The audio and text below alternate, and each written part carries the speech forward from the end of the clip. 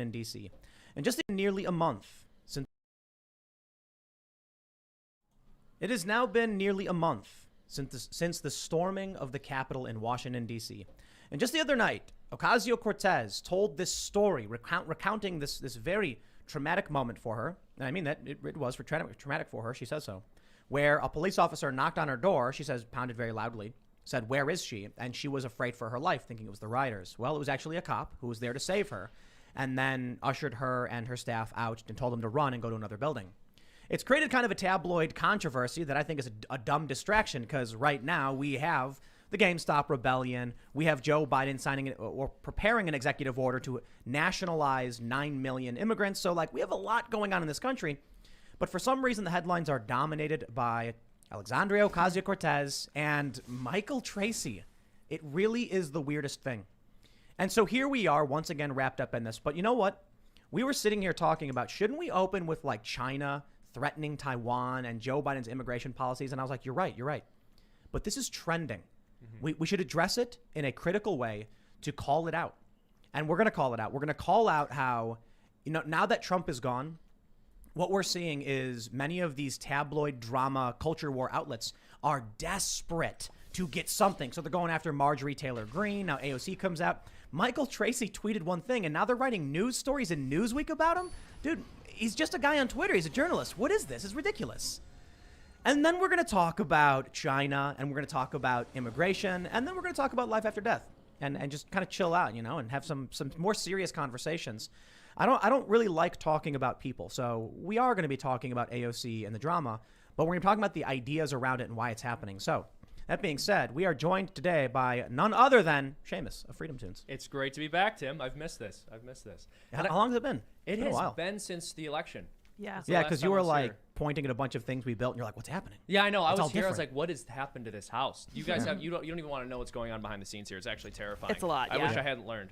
My eyes have been open and I can't close them now. Yes. It's horrifying. All right. But no, it's interesting what you said about AOC, and you said you don't like talking about people. I also don't. I like making cartoons about them, and I feel that there's like a way to make it good-natured and to poke fun at them exactly the way you want to. But I find when you're on the spot talking about these public figures, it's a little worrisome, because you're like, I don't want to say the wrong thing and treat this person unjustly, even though I think they're wrong about basically everything. I want to rag on people who are taking this like whole situation seriously. And it's not about AOC saying, I was experiencing trauma. I can respect someone, not like someone being scared and their perspective. And when I heard her tell the story, I was like, how about that? Like, all right. And then I moved on. The issue is the drama that they've developed around it, latching onto Michael Tracy and Glenn Greenwald and trying to make this into a big story because they don't. Maybe it's because they know that they'll get more traffic doing a snapback article like woo than actually talking about important things. So we'll get into it. Well, I'd be interested to see the coverage on AOC's story compared to the coverage on Rand Paul being attacked. Oh, right, for sure. Yeah. Well, we got Luke Koski's chilling. Well, I actually talked about the story today in my own personal video, and I just mentioned it for 5 seconds, saying it's absolutely nonsensical, stupid, and has no effect on your life. But here we are. Even the Rolling Stones wrote an article titled, Alexandria Ocasio-Cortez said something genuine. So, of course, men reacted poorly. That's on the Rolling Stones right now. Of course, going after Michael Tracy and other people. The world has gone mad. There's a lot more important things that we should be focusing on, but, c'est la vie. Welcome back, beautiful and amazing human beings. This is Luke Gadowski of wearechange.org. If you want to get involved with what I'm doing, you could check me out and my efforts on wearechange.org/donate. And I release videos almost daily on the YouTube channel We Are Change. Thanks for having me. Wow, I should have done a plug like that. That was way better. Yeah. I was studied. Hey, everybody. I'm Ian Cross, and I also am not a huge fan of talking about people, but I like talking about sociology and cult worship and, what we're looking at right now with, like, YouTube stars, like OC's a celebrity using the YouTubes to get her message out there. But I really like talking about what we were talking about earlier, like what's God? What is God exactly? That's what we're going to get to later on. Yeah. And what is God? Are you pro death penalty, Luke? No. Well, yeah, we're having that conversation also. You're just putting me on the spot. Yeah, today. I wanna know. What's your stance on abortion, Ian? Are you pro-abortion or anti-abortion? Oh, we've had that discussion here, yes too, or no? right? Give me an answer right now. I'm pro-choice. Uh-oh. That's going to be another debate. We're not afraid to talk. We had that one goes for like 10 hours as soon as it happens. We had a debate about that was like an hour. We took up like the last hour of the show. It was good, though. Yeah, it was a it good was conversation. Yeah. Okay. Also, Sour Patch Liz is I pressing all am the here buttons. in the corner pushing all the buttons, trying to keep up with all this conversation. Thank you, Liz. That's the introduction. Let's jump into the tabloid drama. But before we do, head over to timcast.com. Become a member. We have this really great members-only post from the other night where we showed this video from Tony Robbins calling out COVID as hysteria, saying John Hopkins did this study. They said the death rate hasn't changed, like it's 2.8 million. Interesting conversation. The best part is somehow we managed to segue into a story about Luke getting catfished, and it's just talking about nonsense, I guess. But I it's have fun. some very interesting stories. And if you can watch it if you go to timcast.com and become a member. But I will stress, I've been going really, really hard on the hedge funds and Wall Street and the establishment elites. And this is the real issue, the real threat when the left and the right agree. One of the reasons I think that we're getting this AOC story as prominent as it is because it easily distracts from the Wall Street bets, GameStop rebellion. So all of a sudden, everyone's writing stories. They tried to divert, saying buy silver. It didn't work. Now they're like, hey, everybody, look at this. People are fighting again. Yeah, So we run the risk of getting banned when we actually cut through the noise and talk about real issues. And they've been banning a lot of people. So that's why we set up timcast.com, and we're expanding. We're going to be doing we have a new format coming out soon. There's a new blog section, and we're going to be featuring content, videos, and writing original stuff and putting up original stuff. It'll be a lot of fun. Yeah, you were gonna say something, James? Yeah, I posted a cartoon today about the whole Wall Street fiasco. If you guys want to check out Freedom Tunes, that's Boom, there it Duo's is. Freedom Tunes, and it's called Game Stonks. And I think you'll all love it Stonks. very It's much. awesome. Yeah. Also, Ethereum hit an all-time high today. What did it hit? 1490 or something. Wow. Nice. Wow. Where's the articles about that? My tiny bit of crypto. Yeah, is seriously. Ethereum, yeah. Yeah, Bill, when he was here, he said to buy some, so I was like, okay, and then I Ethereum's did. the way and- to go. Yeah, that's a huge gain. Wow, I should look into that. Yeah. Anyway, let's talk news. Here's a story from Fox News. AOC questions if Capitol Police officer tried to put her in a vulnerable situation. Quote, he was looking at me with a tremendous amount of anger and hostility. They say, Rep. AOC wondered aloud Monday whether a Capitol Police officer who barged into her office to direct her to a safe location during the January 6th riot was actually trying to protect her or not, saying, like so many other communities in this country, just that presence doesn't give you a clear signal if you're safe or not. So the situation did not feel okay. AOC has for weeks said she thought she was going to die that day.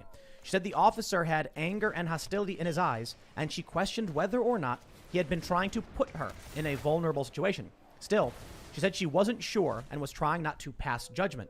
The New York Democrat detailed on Instagram Live Monday night the series of events that led her to question the officer's motives. At the time, she realized rioters had breached the Capitol, and she hid in her office fearing for her life. She says that a little after 1 p.m., she heard banging on the door, like someone was trying to break down the door. Fearing it was a rioter, she hid in her bathroom. She said she heard repeated yells of, "Where is she?" through the door hinged. I see this white man in a black beanie. I have never been quieter in my life. All of a sudden, I hear my staffer G yell out, "Hey, it's okay, come out." When I come out, this man is a Capitol Police officer. He was looking at me with a tremendous amount of anger and hostility. Things weren't adding up, she continued. She said her staffer had also not known if the officer was there to help us or hurt us. That is how aggressive the situation was in that moment. We couldn't tell if this was a good situation or a bad situation. Well, I'll tell you, the first thing I'll say is AOC has no conflict experience. What did she do? She went to Boston University or whatever? She did work at a bar, though. I mean, the bar Yeah. fights do break out. I mean, I know it's Yeah, a little bit but come facetious, on. but yeah. You know, so I can respect that she was genuinely scared, 100%. but I am a little mildly perturbed Yeah. at this story where you have a cop rushing to her because he save her. knows she's famous, I'm assuming. But this cop goes to her office, knocks on the door, probably loudly. I mean, there's a riot going on. And when he says, "Where is she?" she assumes all these negative things about the cop who actually saved her Yeah, and protected her and told her to go to a different building. Yeah, I don't. So, what is the exact complaint here from her? Just that he was too angry, or he was harsh in his tone, or did he say something to her? I don't understand. Yeah, he was harsh in his tone. And, interestingly, I'm not going to put all the heat on AOC for this one. She was telling a story about how she felt and how she perceived it. Yeah, I get it. That's fine. The issue is how the media is latching onto it to turn it into a culture war issue. That's a very good point. And then Michael Tracy called it emotional manipulation. I even said earlier, I wouldn't call it manipulation. Actually, Michael Tracy's right. But I don't think it's, what she did when she told the story was more about promoting herself and getting more attention because she is a master at turning the story into a story about AOC. Now it's nearly a month later, and the Capitol riot story is all about AOC, and Ted Cruz almost had her killed, and now she's hiding in her bathroom. And there are a lot of questions we got to bring up about this story. But I don't know. Luke, you look like you're gonna say I something. mean, it was an intense moment. It would be interesting to know if this was before and after the police shot and killed someone. But, you know, that officer probably thought he was risking his life, and it was a very intense moment. So I think that's worth factoring in here, too. And as you said, what's the story here? There's none. It's a nothing burger. Nothing happened. It's a personal story that, again, the mainstream media and Alexandria Ocasio-Cortez, even though she's not really obsessing about it and pushing it like the mainstream media is, she knows what she's doing on the same hand as well. She knows the attention this is going to get, this is going to garner. She knows the talking points, and essentially, I mean, we're talking about it, right? Yeah, So- exactly. When it's the perfect story, because it's gonna get both sides worked up. You're gonna have all the boomer cons who just love picking over every single one of AOC's sentences and freaking out about it. And granted, like there's subject matter there, but at some point, when you argue with a fool, there are two, and you just have to ignore some of this. This is so. I'm gonna tell you. Yeah, I hear you on that too, because the media keeps shoving it in our face. I want to tell you exactly why I decided to talk about this story. Because it's precisely how much I don't care about it, and it embodies perfectly what I see almost like every day in news. This was trending. This story was trending this morning. The Young Turks dedicated a live segment to this, like pathetic Michael Tracy, and I'm like, that's what they are. That's what they do. That's what these news outlets and even the Young Turks do. They pile on to the drama. When I saw that AOC was this live stream, you know what I thought? Huh. That's it. Yeah. Huh. You know what I thought? A white guy in a black beanie. I just Nothing. pictured you. I pictured you. It was yeah, Tim okay. Polo. It was me. Don't I do was it. the cop That the whole was her time. complaint. That was her actual. No, but complaint. here's the That's point. Beautiful. There are stories like this all the time where it's like I see someone, like someone from the squad tweet something, and then I'm just like, I just see it and I go, How is that impacting anything? She told this story. It was her feelings in the moment. She told it the way she felt it. It was good for her. It generated a lot of press. Congratulations. And then when Michael Tracy criticizes her, and he's just some dude on Twitter. I'm not trying to be disrespectful. He's a journalist. He's got a Twitter account. It turns into a major story where everyone's picking it up. Listen, what we need to focus on, and we need a media to call out, say, Biden's 43 executive orders. Oh my Instead, what we get is drama between Twitter accounts. Yeah, get used to that, though. I mean, that gets views. That's more interesting. Who cares about executive orders? And who in the media is going to talk about them? Yep. You know what? I would like to point out. I think maybe Congress should have combat training now. Maybe it should be important if you're going to run for office and you get voted in that you need some sort of military training. You remember when politicians used to duel each other? Yes. Yeah. I mean, none of us remember it. We weren't there, but Historically, yes. Read about that in a history book or two. I was watching Back to the Future. It was on the other day, and it was Back to the Future 3, where Biff or whatever the guy. No, that was his name. Buford. That was his name. He's gonna shoot at noon or whatever. I don't know, old cliche. And I was like, yeah, it's kind of like we used to be like these high noon 10 paces duels in the Wild West. Like we used to do this all the time. Yeah. Like politicians literally would just shoot each other. Dude, if you ran into someone with your horse, they'd just shoot you. Well, and then, Would they? What? do you remember about? You're Crazy playing too back much then. Red Dawn Redemption. That happened in Red Dead, actually. Do you guys remember about 10 years ago? It was either senator or congressman who yelled "You lie" at Obama, and they were like, Who "This was is." it? I don't remember Yeah, I who, don't but remember the who it entire was. media was like, "This is unprecedented. This level of incivility." I was like, "They used to shoot each other." Yeah. like they used to shoot each other. But yeah, it's horrible, and obviously it's a better place to be in where yelling is bad. You're that far removed from violence, but unfortunately, it does seem we are returning there in a lot of ways. Well, Tensions have been escalating. It's kind of crazy when you look back hundreds of years ago, how like they didn't really value their own lives all that much. Yeah. Like I wouldn't want to duel someone because I've grown quite fond of living. Yeah, have we you know? talked? I feel like we've talked about this before. Like people were just, or maybe I've had this conversation with someone else, and maybe it's the way the past was depicted or the machismo that people had. But yeah, folks were a lot more willing to take risks that would result I'm in their gonna life die. ending. Yeah. Now or not? I mean, maybe there's. It's like I've good got and bad about things 3 there. teeth left, so it's probably about time So- anyway. So there's a few things that I wanted to highlight with this story. One is, should we have politicians who aren't going to be scared and hide in the bathroom while their staffers stand guard for them? You know what I mean? So like, Let's say, I don't blame her for being scared. She didn't know what was going on, and she's what's that? Oh, sorry. Yeah, I mean, I don't blame her. She was scared. I guess is this sort of back to Ian's point about some kind of military training for Congress people, or I don't know if we need Congress people to have military training or Yeah. something like that. Yeah. But there's a funny issue in the story where she says her staffer told her it was safe to come out, implying that she was hiding in the bathroom and left her staffer out in the front to confront the I riot. get that. I hear you on that point. Yes. Yeah. I hear you So on that point. so the issue I'm bringing up is, are these the people who are going to be voting our kids into war? Yeah, that's a Or, very good you point. know, who are going to be No, yeah, exactly. They should be armed. They should learn how to handle weapons, have some sort of I think combat you're right training, there. and be armed if they're going to be working at the Capitol. You know, I think that's a really good point. Not necessarily because we want, not necessarily because we expect that the Capitol is going to be continually attacked. Though, again, you know, hope for the best, prepare for the worst. That said, if you are going to be sending people to fight in wars and you are going to be regulating guns, like, you should probably have some knowledge of combat. I say let's go a step further. If you want to fight a war, you go fight it. If Yeah. the Yeah. politician You do wants it. to start Yeah. one, bring your sons, bring yourself, go out there, just like the Kings did. Yeah. The Kings back in the day, obviously, you know, as you said, Way back in the day. way back, Way in, back the in the day, day. if they wanted to fight a war, they would literally put their brothers, their sisters, their whole family on the front line. They were the ones leading the charge, and why not bring that back? Hell, Well- let's even bring back dueling if they want to do it themselves voluntarily. I mean, to me, that's a you know, solution that a voluntarist would really like. You need to like sign a contract, like we Yeah. hereby duel. The problem with that is someone could be coerced into signing something where they could Yeah, I, forge know, I it don't like it. and then murder somebody. I definitely But- like the. Oh, sorry. No, I was gonna say there was a period where the Kings stopped doing that, and then I don't know if you guys ever seen the movie The Patriot. Man, I reference The Patriot Yeah, so all often. the time. I remember Where that one. where Cornwallis is like, you know, stop killing my officers. Could you imagine the chaos of, you know, no officers on the battlefield? Oh, like you can't kill those guys. Yeah. Just kill the little poor people. You know? Yeah, it's Kill really, them. really horrible. And I'm not definitely not a fan of dueling, but I hear you guys very much on the fact or on this idea that there should be more of a cost to the people waging these wars or pushing the country into them that there isn't. I mean, it's a cost that your average person pays or is more liable to pay, and they just don't.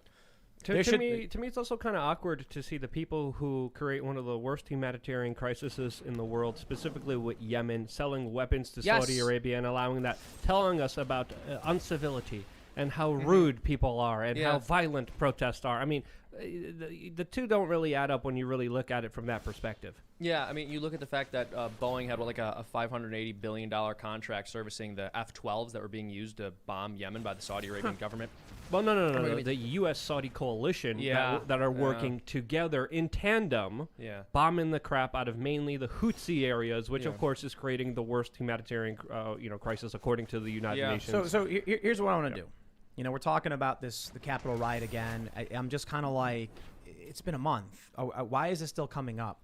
And as so long as they want to milk it for all it's worth and then run these segments, I'll just be like, can we get that dude whose bar burnt down in the Minneapolis riots 100%. on the TV as well? Because I'm all down to, like, AOC told their story. All right, I respect that. You know, I hear you. I hear you. It was probably traumatic. You've never experienced something like this before. Must be crazy, and sorry it happened to you.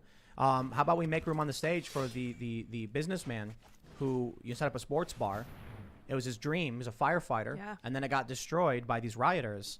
How come we didn't have this massive news cycle for this guy? And it was incumbent upon, you know, independent news channels and social media to promote this guy to get him the support he needed. Well, they're going to be talking about this for 4 years, minimum. Exactly. This is their 9/11. This is their Pearl Harbor. This is the event that they're going to be milking till, I don't even want to say when, but I remember even Till driving. the cows come home. Yeah, Yes. Perfect. I love it. Yeah, I remember just even today driving and listening to NPR, and they had a CIA guy Of course. who was talking about the dangers of insurrection domestically, and specifically going on about how we need to take down Trump. We need to charge him with as much as we can because he represents a strong guy. And there's an ideology that we need to fight domestically. And it was it was just mind-boggling sitting back driving and watching and seeing a CIA guy who fought off insurgents in the Middle East now trying to implement some of those policies inside of the United States domestically. And when you look at Biden and the people he surrounded himself with, especially with the laser-like focus that the intelligence agencies Elemental under cat him, according to dinosaurs? John Brennan, I are going to love be it, focusing Coria. now on the libertarians and on the nativists. Yep. We're headed towards a situation that's call not and going to be Coria clearing up answers. anytime. And this is why they're going to be talking about this insurrection for at least 4 years. I'm surprised we're still not milking 9/11. just like Rudy Giuliani did every We opportunity. basically he had. are with the Patriot Yeah, exactly. Act. With the Patriot Act, all the same laws are in effect, and Yeah. all the same overreactions are still in place. You know, we're still fighting in the Middle East. These wars have continued after 20 Afghanistan, years. and even yeah. today we got news and information that Germany is pushing the United States to stay in longer, and most likely the other information and other reports we're getting in today is that the withdrawal that was planned from Afghanistan is not going to happen. Oh, jeez. So that's the horrible. There troop you go. withdrawal. Yeah. So Well, so- yeah, and so- what a shock that is, Yeah. right? These listen, you know why I love the GameStop story is that for once you have a clear path to uniting left and right on an issue they agree on and Yeah. against the establishment elites who propagate these wars. And then we see this drama pop up, which is the distraction, in my opinion, on purpose, to get us off topic, to focus on stupid drama that doesn't mean anything. Well, and it's funny because they go on and on about how it was Trump who riled up these tensions, and I think it was even claimed that Ted Cruz was responsible. AOC insinuated that, or that's even what he already said. stated that he tried to kill him. AOC said that. Yeah. Yeah, which Ted is Cruz said so to kill insane. her. And their whole argument is, well, they propagated misinformation that allowed for tensions to become so high that people were willing to attack the Capitol. It's like, all right, well, what about all the lies the media told to get us into these conflicts in the Middle East? And how many people have died as a result of that? And how many of them are on camera? How many of them are we talking Do you to? see the New York Times call for a reality czar? A reality czar? Yes. Oh, I'm that's min- I'm what, s- but I'm that's sorry. already what they are, isn't it? But I'm sorry, they said a task force. So that'll be more like Ministry of Truth. No, Yeah, they're exactly. talking about a cross-agency of experts coming together to tackle disinformation and quote domestic extremism. Yeah, Luke, This it's called a Ministry of Truth. Yeah. Yeah, the that's- realities are. I mean, but this is that's not even the bigger story here. The person who called for it, the New York Times, officially called for this with their article by Kevin Rose, saying that this is a good idea and that this is needed. That's horrible. Where have we come where we have the New York Times of all publications, the publication that, by the way, told the American people that there was weapons of mass destruction in Iraq. They were the first ones to sell that lie to the American people, and now they're telling us we need a Ministry of Truth, we need a reality czar, we need to have control of information that they're going to be working with tech platforms on, along with the government, making sure that information is, of course, held in the hands of the very few. It's repugnant to see this. Here's my favorite part. So wait, we have the article from the New York Times. It says, appoint a reality czar. Several experts I spoke with recommend the Biden administration put together a cross-agency task force to tackle disinformation and domestic extremism, which would be led by something like a reality czar. It sounds a little dystopian, I'll grant, but let's hear them out. Sounds a little dystopian. No. We don't hear them out. It's like a guy coming and being like, Oketa's we would love like to is have your a sheep." camp set up where you Yeah. can take people who believe bad things and are causing problems to place them for a certain period of time and then maybe teach them things to change the disinformation. That way they're no longer a threat to society. And I know, It it sounds sounds bad, dystopian to but me. Sound bad, hear me yeah. out.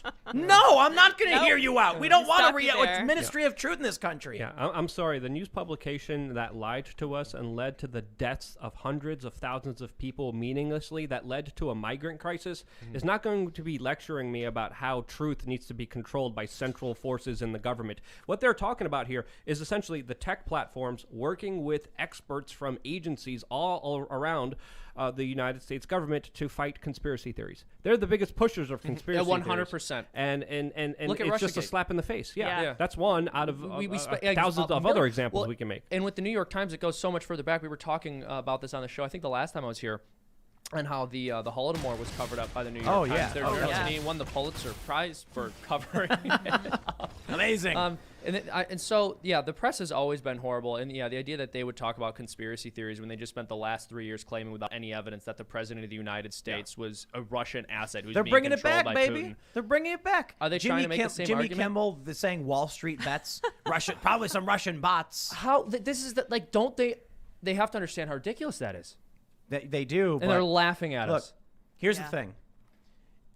When you look at the media channels, let me do this. I'm gonna do a segment throwback. Do it. I'm gonna show you this image. We're gonna drag the Young Turks.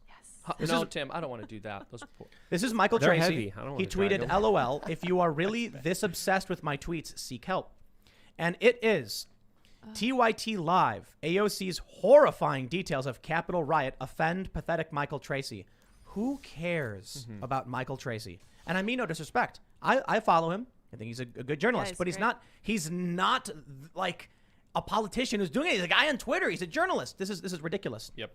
And so the point is, You look at how the media reacts to these stories. That's what's acceptable. That's the kind of news that they deem acceptable. Crazy. When there's a slow news day, don't try and make news. Just focus on the Federal Reserve. Break it apart. I you go. love it. Well, there you Some go. tells me they're not going to do that anytime soon, but Yeah. man, do I wish. I highly doubt that. Well- Tucker Carlson actually brought up the Federal Reserve and the larger economic impacts that they're having on society, which is really surprising seeing him say, hey, we should be focusing on the Fed, which was quite mind-boggling. When did he do this? Yesterday. Oh, good for him. Yeah. But again, other individuals in the mainline establishment media, their lies, they're harmful. And they're amplified, and they're promoted with rigged algorithms that, of course, have their insider buddies promoting them so you see them first, and you have no other option, even if you search for news, and even independent news. There was even a time where you typed in and searched for my news organization. You couldn't find it. You would get articles with the mainstream media bashing me.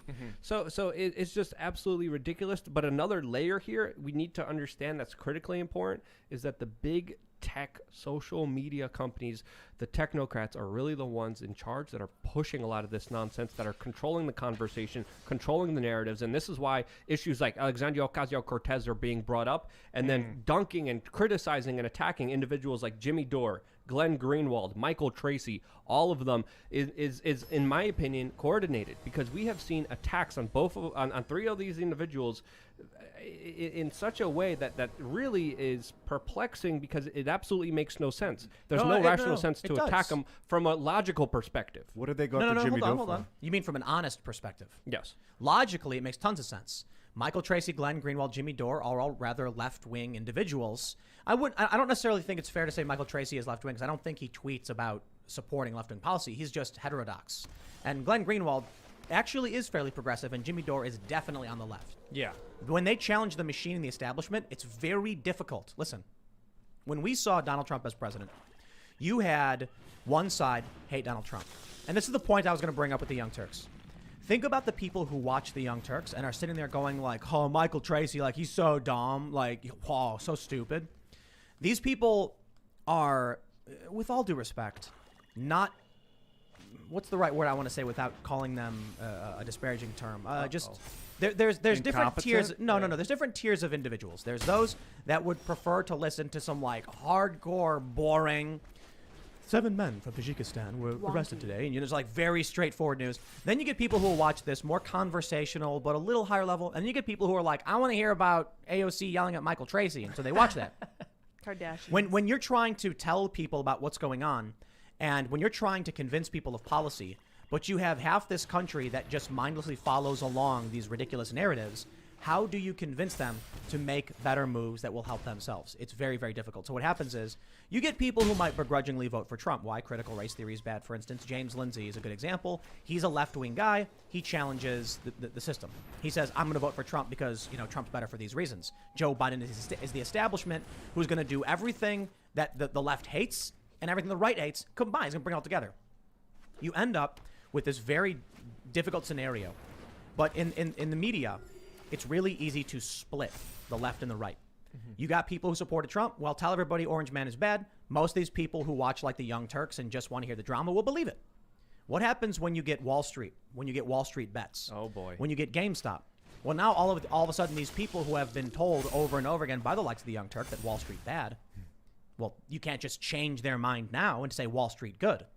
So what do? Well, they distract. They try and shift the focus away. They bring up AOC. They want a reality czar to make sure that you're not thinking about the wrong thing. There was one article in The Nation where they said that Wall Street bets like Trumpism and QAnon, you see what they try and do. Yeah, exactly. When they can't give you a dividing line on Trump because half the country hates Trump, they try and shift the narrative and give you tabloid drama.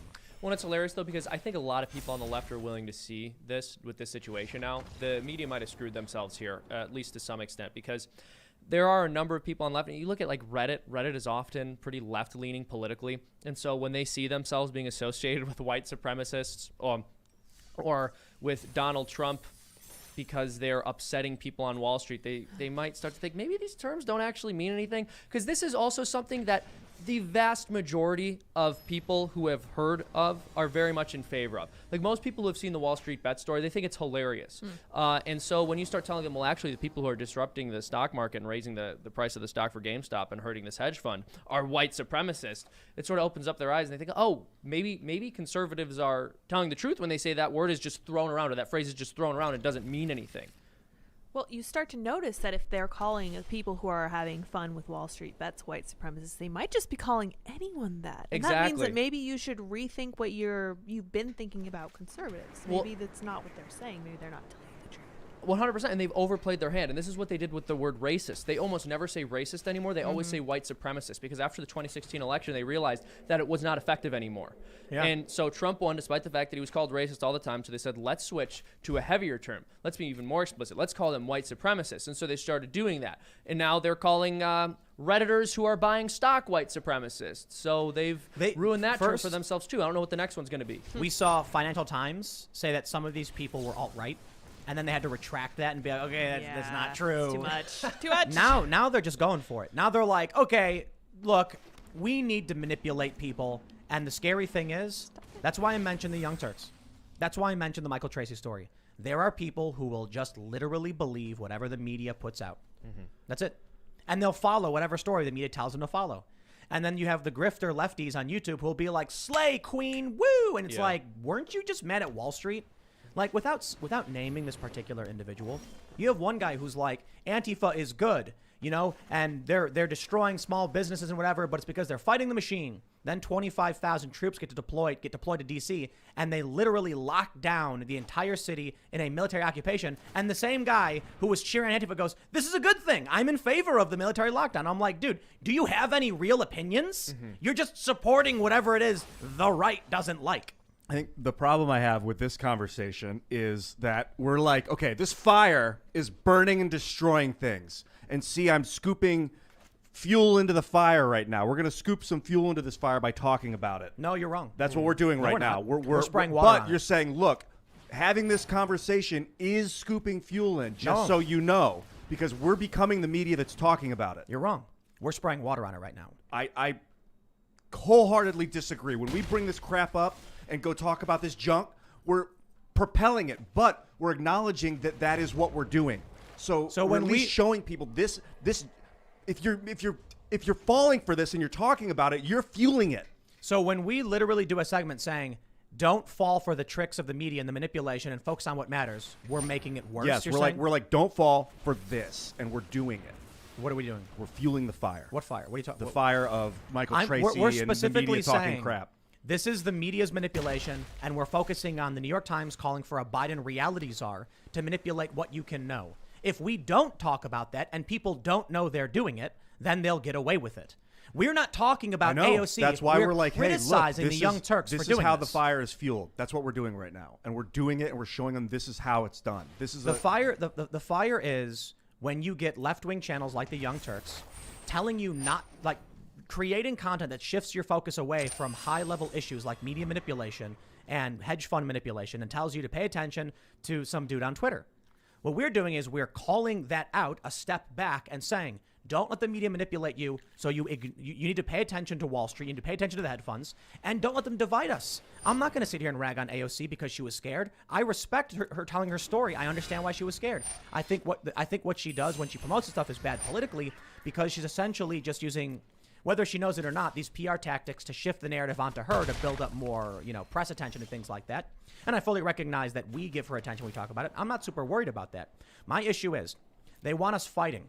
They want us mad at AOC. They want us yelling at her. No, I would like her to actually tweet more about Wall Street and the hedge funds. I respected that. I praise that. Rashida Tlaib as well.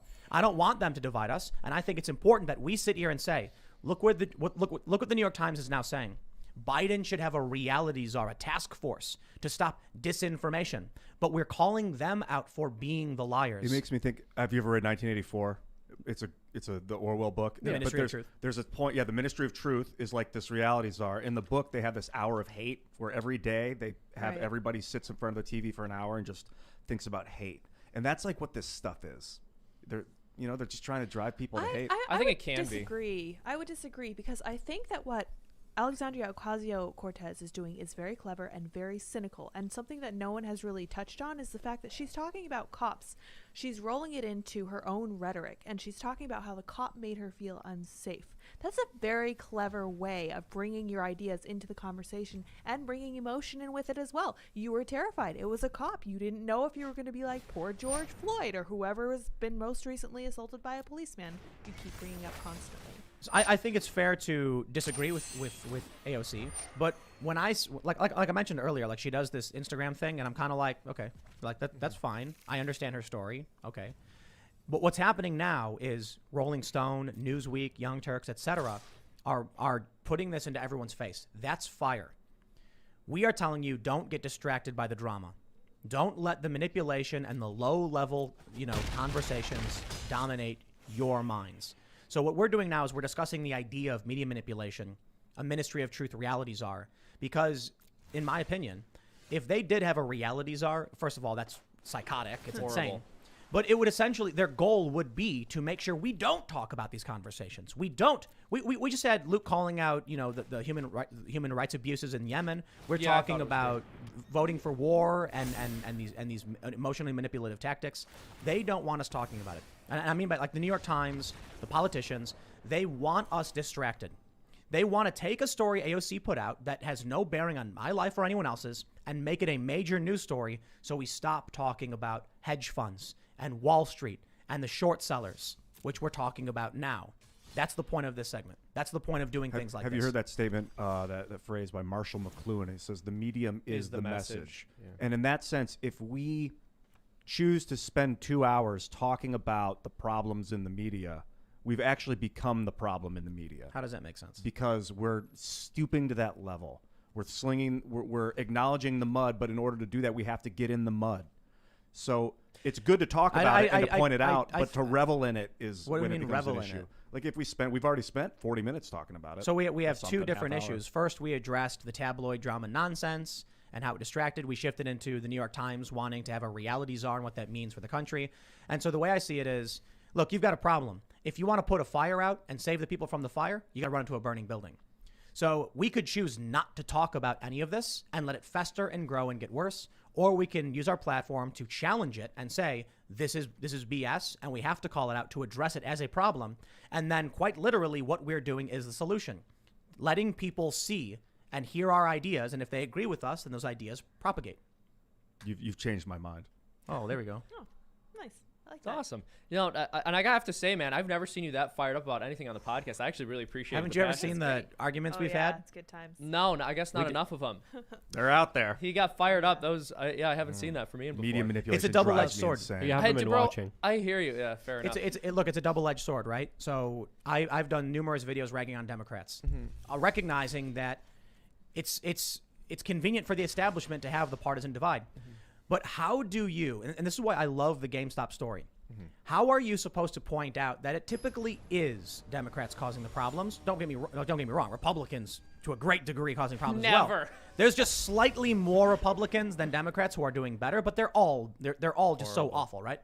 So when you have Donald Trump and his critics are so insane that you're like, this is not legitimate criticism of a president, and you need to call it out.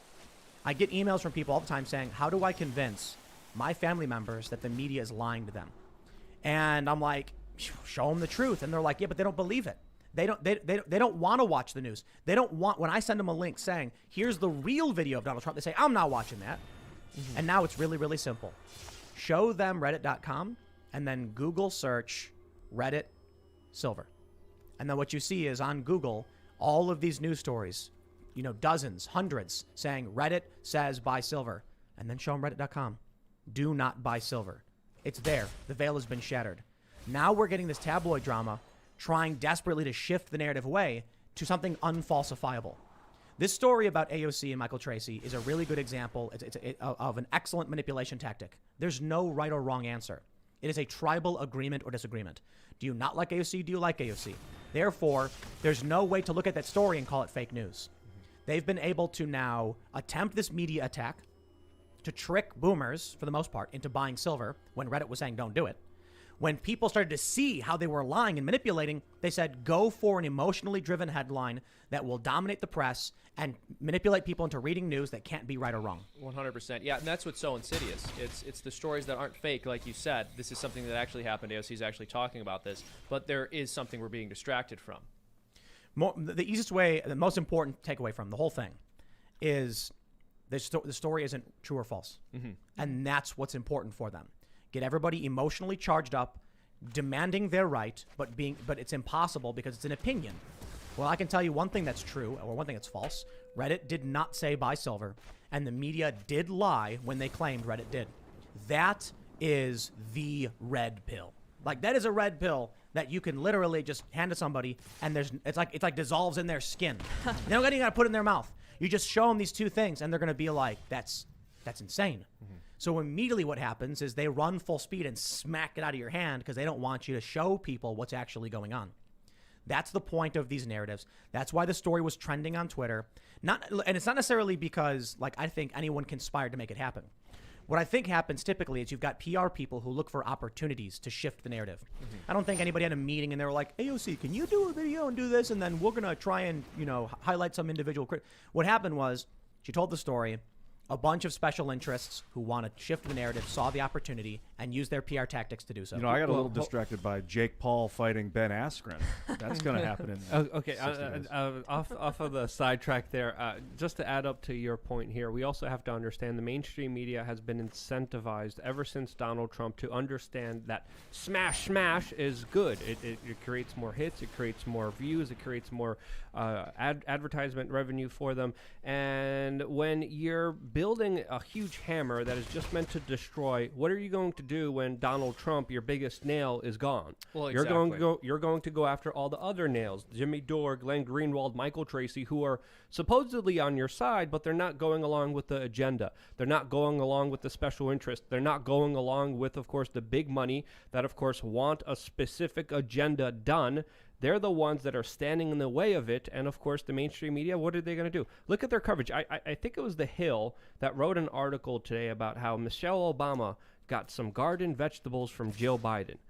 Articles like that are not going to sell. They're not going to get clicks. No one gives a damn about their propaganda puff piece about glorifying the first ladies of this country. What's going to get clicks is drama, is fighting, smash, and that's exactly what they're doing. And now they're going after anyone that stands in their way. And it's not just going to be Jimmy Dore, Glenn Greenwald, Michael Tracy. It's going to be anyone who even dares to peep in the wrong direction against the establishment's train and their agenda that they want to shove down your throat. I think the Young Turks is one of the greatest assets for the establishment, because they come off as anti-establishment, but boy, do they love and help the establishment. Yeah. Like when Jimmy Dore was saying force the vote on Medicare for all, use the leverage the progressives have against the establishment, corporate Democrats, the Young Turks went after him, insulted him, derided him, and said it's not the time, and defended the establishment while pretending they weren't really defending the establishment, saying, oh no, Jimmy Dore is going to help the Republicans win. Yeah. See, Jimmy isn't going with the establishment narrative. The Young Turks are. So, surprise, surprise, they do a drama story. They ran some segment about me being ugly, I guess. I'm like, really impressed with your news coverage here, guys. That's good journalism right there.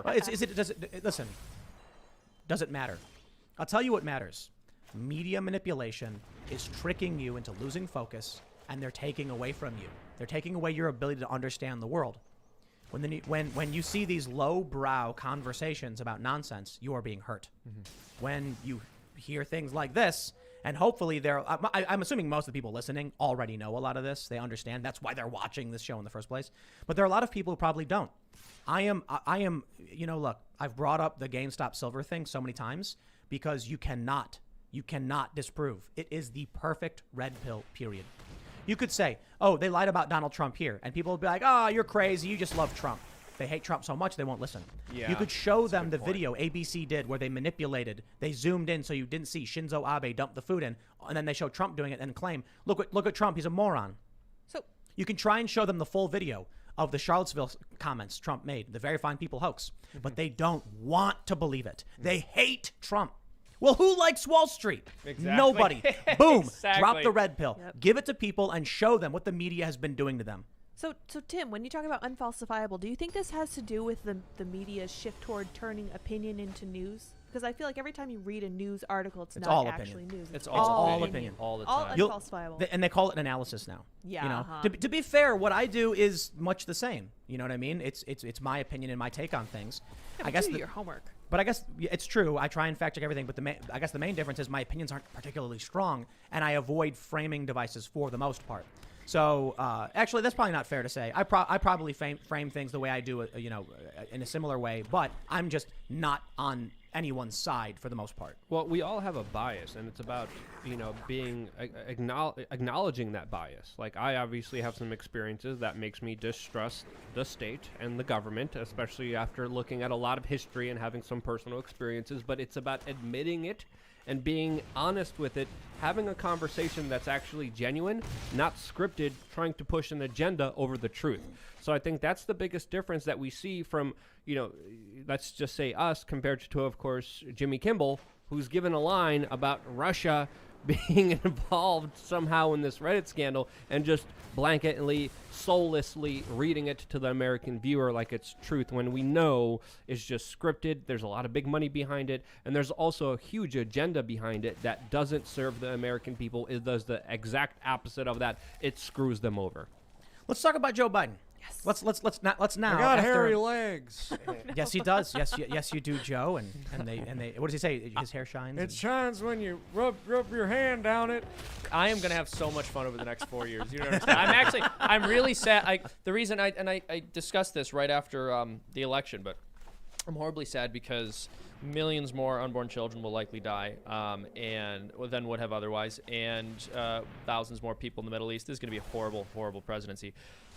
So I'm not happy about it, but he's certainly an interesting target to go after. And I think he sort of exposes a lot of the problems with the system when you look at the fact that the dominant media culture was worshiping this man. That's also sort of a red pill moment because a lot of progressives don't like him. They feel Bernie Sanders was robbed. And they don't like Kamala Harris. Yeah, for sure. And when you look at Kamala Harris, too, they don't like her either. And so it's getting to the point where the people they prop up and make into idols are so universally disliked that in and of itself is red-pilling the public.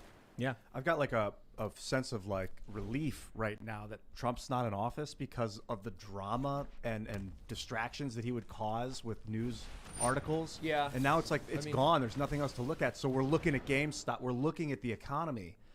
And But they're trying to sort of shift it back. I you know, see? I They see want that. the drama back. That's the silver lining. Still, it's like 10% of what it was 3 weeks ago. Like I haven't had to look at Trump's face in like I see his face every couple of days. Someone will message me a picture of Trump. I'm like, dude, that guy is not relevant right now. That he really never was. He was the president, but he's not who. He was pretty focusing relevant. Yeah, on. that's I'd say relevant, bro. relevant. Like, Pretty relevant. It's It's the nuclear system. football. The system is the relevancy, and the people that are in these positions are coming and going.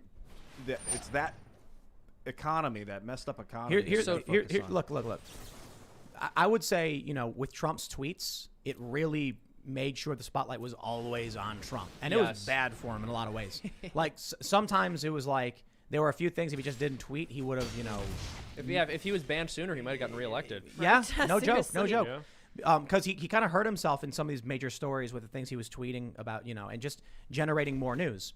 If Trump didn't say anything and went radio silent for a month, the media would have starved to death. Yeah, exactly. Well, like a parasite, just like, no longer like a leech yeah. falling off and then just like withering away. I was he kept them reading, fed, man. CNN's ratings dropped 44% the week that Trump left office. Yeah. They were just the Trump network. Yep. That was it. That's all they talked about. And they weren't doing well before he came along either. It's not as if they've been doing great and then Trump left office and now they're down. It's like they were doing horribly, then Trump was elected, and then they were doing pretty well, and now he's gone and they've got nothing. Look at this story. This is from Variety. Is that what you were citing? Yes. CNN primetime ratings fall back to earth in first post-Trump week. Back to earth, It's huh? over. Look, I voted for Donald Trump and would have preferred him greatly to Joe Biden. But there is a bit of me that's relieved that without Trump, listen, a good analogy is that Trump was a very large man that provided the life force for the energy vampires that were the mainstream media, just sucking all of that energy. It's near infinite. Donald Trump's dragon energy sustained the media for years. They were collapsing before Trump. Yes. The CEO of Vice said there was going to be a bloodbath in digital media, and it didn't happen. The layoffs reversed because Donald Trump came along and he just exuded media energy. Yeah. And they all started like little gremlins crawling towards it and then absorbing the energy. And now Trump is gone and they're all like hissing and chasing after people. It's kind of like when the people, the COVID lockdown in New York and the rats came out of the ground and started chasing people because they're desperate and hungry and they're fighting squirrels and stuff. It's happening now. The president of CNN is apparently like looking at other jobs. Jim Acosta he was transferred out of the White House and they're putting in that other woman. It's over. It's done. His behavior on Twitter created an entire genre of jobs. The Trump reply guy. People. Yes. Exactly. What are they True. doing now? What are the Trump reply guys going to do? Very Donald sad. Trump gave us a gift. You know what he did? What? It's kind of like the media are these energy vampires that look for insane drama to manipulate. And they're like lurking in the shadows, jumping out and writing fake news. And they were smearing people like Jordan Peterson, that famous interview. So what you're saying is, and it went viral because people were like, this is nuts. But the vampires were leeching off of people. Donald Trump stepped in and then like Goku going Super Saiyan went, and then energy bursted off of his body and drew all of the attention to himself. Now, these people have forgotten how to sustain themselves. The media outlets built, as you mentioned, a genre.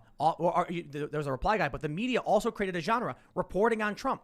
Because of that, a lot of people shifted their normal beat. A lot of news organizations fired certain journalists that covered real news and hired people just to cover Trump. Then, when Trump ascended and vanished from sight, all of these people are left just desperate and hungry, and they don't know how to feed anymore. Now we're going to see a glorious collapse, and starting with CNN, whose ratings have fallen back to earth, they say. Back to earth. Yeah, well, Tim, that's your understanding of it. For me, it was Trump just taking dumps and these rats eating it.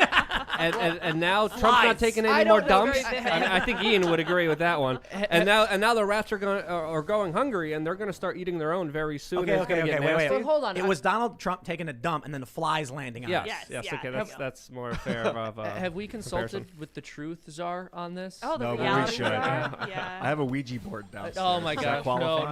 No, please thank no. you. It's So- so wrapped. Look at this. They say, while January 2021 will go down in the ratings record books for CNN, the last week of the month may offer a portent of what the post-Trump era will be like for the network. In the first week of the Biden administration, the AT&T-owned news channel saw audiences that had been flooding into primetime recently drop precipitously from January 25th to 29th compared with the highs of the previous weeks. Meanwhile, rival Fox News channel saw its own ratings only dip slightly after weeks of registering its own sharp declines. I wonder how MSNBC did. Another network, they mentioned MSNBC, has also seen significant declines, but nowhere near as steep as what has hit CNN.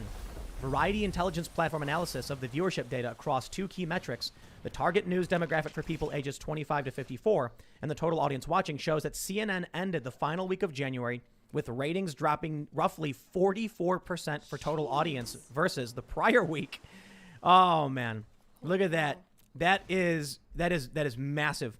Fox News dropped only 4.4%, and at 9 p.m. 5.98%. Now Fox News at 8 p.m. actually, it looks like they increased. Oh. They're the only ones who actually went That's up. Tucker. 8 p.m. Yep. There you go. Wow. That's Tucker. Yep. Yep. So we can see MSNBC is in massive decline. CNN is in massive decline because their ratings were artificial. It was a new genre, the Trump story, 24/7. 100%. They turned The Apprentice into politics. Exactly. Or That's a good point. yeah, now that he's gone, They're these fired. All the like, look, Yeah, exactly. You guys ever see the movie Daybreakers? I've mentioned this Yeah, before too. what the heck? It's where everybody's basically turned into a vampire and there's very few humans left. So the vampires have nothing to feed on, and they all start fighting each other and turning into these horrible monsters. And like, there's a scene where there's like a vampire and he's at a coffee stand, and they put blood in the coffee because they're vampires. And then she puts in a little bit, and he goes, "Give me more blood." And then she's like, "I can't." And he's like, "Give me more!" And he attacks her. That's what's happening with the media. That's what's going to happen next. If I've talked about it before. If you thought the fake news was bad back then, wait until they're starved and hungry. It's like you got a vampire, right? He feeds when he feels like it. But now he hasn't fed in weeks. He's going to jump out of the shadows and latch onto anything and anyone. Or a better analogy, I guess, is the rats in New York City. Once the tourists are gone, the rats started coming out in packs and hunting squirrels and other random animals. There's apparently like a video where like a pigeon and a rat were fighting because they're starving to death. That's what's going to happen to the news media. So they're going to write crazy things. Like, just you wait, and they start writing this crazy, crazy stuff. They're going to get more and more insane. They're still writing about Donald Trump. Yeah, I know. They're still writing about Trump. Yeah, like we were just talking about it. They blame Wall Street bets on Trumpism. Trumpism. And that's going to be the thing. It is Trumpism. That's what they're going to keep referring to now that he's gone. They sure missed that Trump crap. I mean, exactly. it's absolutely They got ridiculous. addicted. They got addicted. Yeah, I remember even before Donald Trump became president, there was a lot of discussion about the mainstream media dying. But also there was a lot of conversation about it not just dying and going away, but it going more into the hands of Wall Street firms, which a lot of them are invested into the mainstream media, and also other billionaires. So today we got the news that the Amazon CEO, Jeff Bezos, is stepping down. And he's not really, quitting or retiring. He's just going to be refocusing on things like his satellite company, things like his contracts with the U.S. government. But most importantly, what I found surprising is he's going to be focusing on the Washington Post, which essentially has been acting like his mouthpiece, the mouthpiece of the billionaire class, especially with all the crazy articles that we've been seeing from them. I mean, they called people who believe in guns white supremacists. They called the Wall Street bets people. What did they said that the hedge funds guys are the good guys. Every single talking point is like some kind of pompous elite douche tard, family friendly. Can I say? I don't know. Definitely. Douche flute. There Douche you go. flute. That's having his pinky and lecturing you about how better and more important they are than you.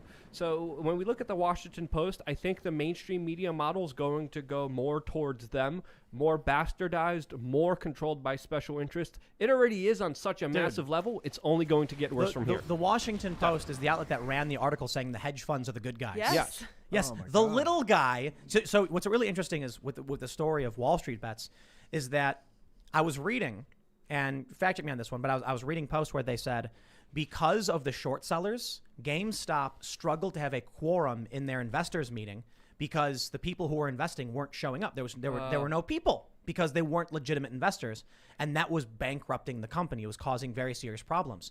They need to have these shareholders meetings to talk about how the company pulls through and they survive. So they're effectively betting to destroy these companies and literally strangling them out. That's when we see the Washington Post. They're The hedge the good funds guys, are the good Tim. guys. Yeah, Not they're the those good that are guys. challenging that machine, and that's Bezos. And you're saying that's what he's now going to go focus on. Well, there Washington was Post? already a trend before. Yeah, that's one of the things. As he's stepping down from Amazon, he's going to be refocusing his efforts on one of them is going to be the Washington Post. But even before Donald Trump, there was a lot of conversations about Wall Street getting involved in mainstream media and killing any form of investigative journalism because it wasn't as profitable as, of course, it was the sensational celebritard nonsense that they push on us, and that's essentially what they've become. My friends, I am going to give you a very clippable moment. So I think YouTube can do it, but here's the clip. Luke, you mentioned that Wall Street was destroying investigative journalism. Sir, you are correct, and I'll break it down for you. It's very simple. If you go to an investor and say, I would like to start a media outlet that does investigative journalism. The investor says, okay, how much money do you need?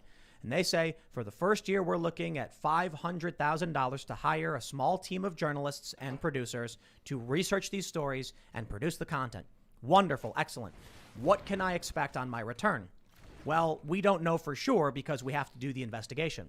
The investor then says, so you mean to tell me I can give you the money and I might get $0 back? I might just lose 100% of my investment because you don't even know what's going to happen with your investigations. That's correct, sir. Why would I invest in that?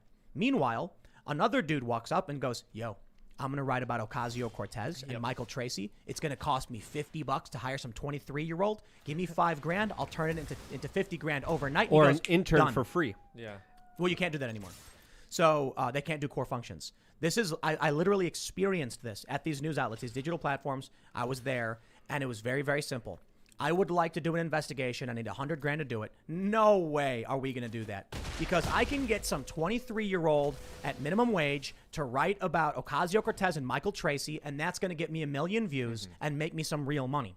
So why would I invest in investigative journalism? And that's the most important journalism we need. People seeking out the corruption, exposing the corruption, and it's dangerous. You could get killed. You could have your life destroyed. You could be framed for crimes. They will do everything to destroy you if you truly were seeking to expose them. Look how hard they go after Project Veritas. Yeah. Well, there's also a lot of liability. I mean, me and you did investigative journalism. A lot of times we put our lives on the line to do so. A lot of times there's, insurance companies involved in this, and there's a lot of risk that you're going to have to be responsible for as a company. So that's another reason why we are seeing the decline of any form of investigations and this new form of reactionary kind of bull crap that is being incentivized. And again, it could be because of, the risk. It could be what you mentioned, but also another factor here, as I've been talking about, is the algorithms that promote the sensationalist garbage that, of course, give them money, give them clicks, give them ad revenue as well. Yeah, so what do you guys think the solution is? Giant meteor. Just yeah. a comet ripping through the earth. And I gotta be honest, the problems would all be gone. I'm kidding. We I'm kidding, inspire people to subsidize investigative journalism. Well, yeah, of course, but the question, how do we do that? How do we get Well, people so first, interested I'll say- in paying for that? Tim's doing it. Well, first, that's what I'll Subverse is. I'll say that the problem is when politics was hyper partisan because some people just hated Trump so much they wanted an outlet to watch and just revel in their hatred. And then you had people who loved Trump and hated the other side. The culture war was in full swing. Now we're going to see how the evolution takes place with Biden, the establishment, in control. It might open up the door for more reasonable investigative reporting. But the outlets that did investigative reporting were almost entirely progressive. And so the stories they would investigate were almost exclusively framed anti-Trump, negative towards the right. And it wasn't, in my opinion, getting to the core of our problems. It would be like Donald Trump's got a golden toilet and we secretly got recording of him making his maid clean it or something. And it's like, I get it. You don't like Trump. They did a ton of stories where there were good investigations, but kind of just over the top and just not the most important thing in the world, like war, for instance. But Yeah, exactly. there were stories that, journalists who do and have done great jobs covering war and foreign policy. The problem was people didn't want it. Even the investigative outlets that existed that were nonprofit didn't want it. So the issue now is if we have nonprofit investigative outlets, they're mission driven. They're nonprofits. So what's their mission? You can look at Project Veritas and, I think it's fair to say they're conservative. I don't know. That's the easiest way to explain. No. You don't think so? They're just really radical. So I'll put it this way. I think it's fair to say that James O'Keefe is a conservative. But the outlet itself targets powerful institutions and seeks out corruption. So when they go after Google, I love this criticism of Veritas. They say they're conservatives who target left-wing, organizations to make them look bad.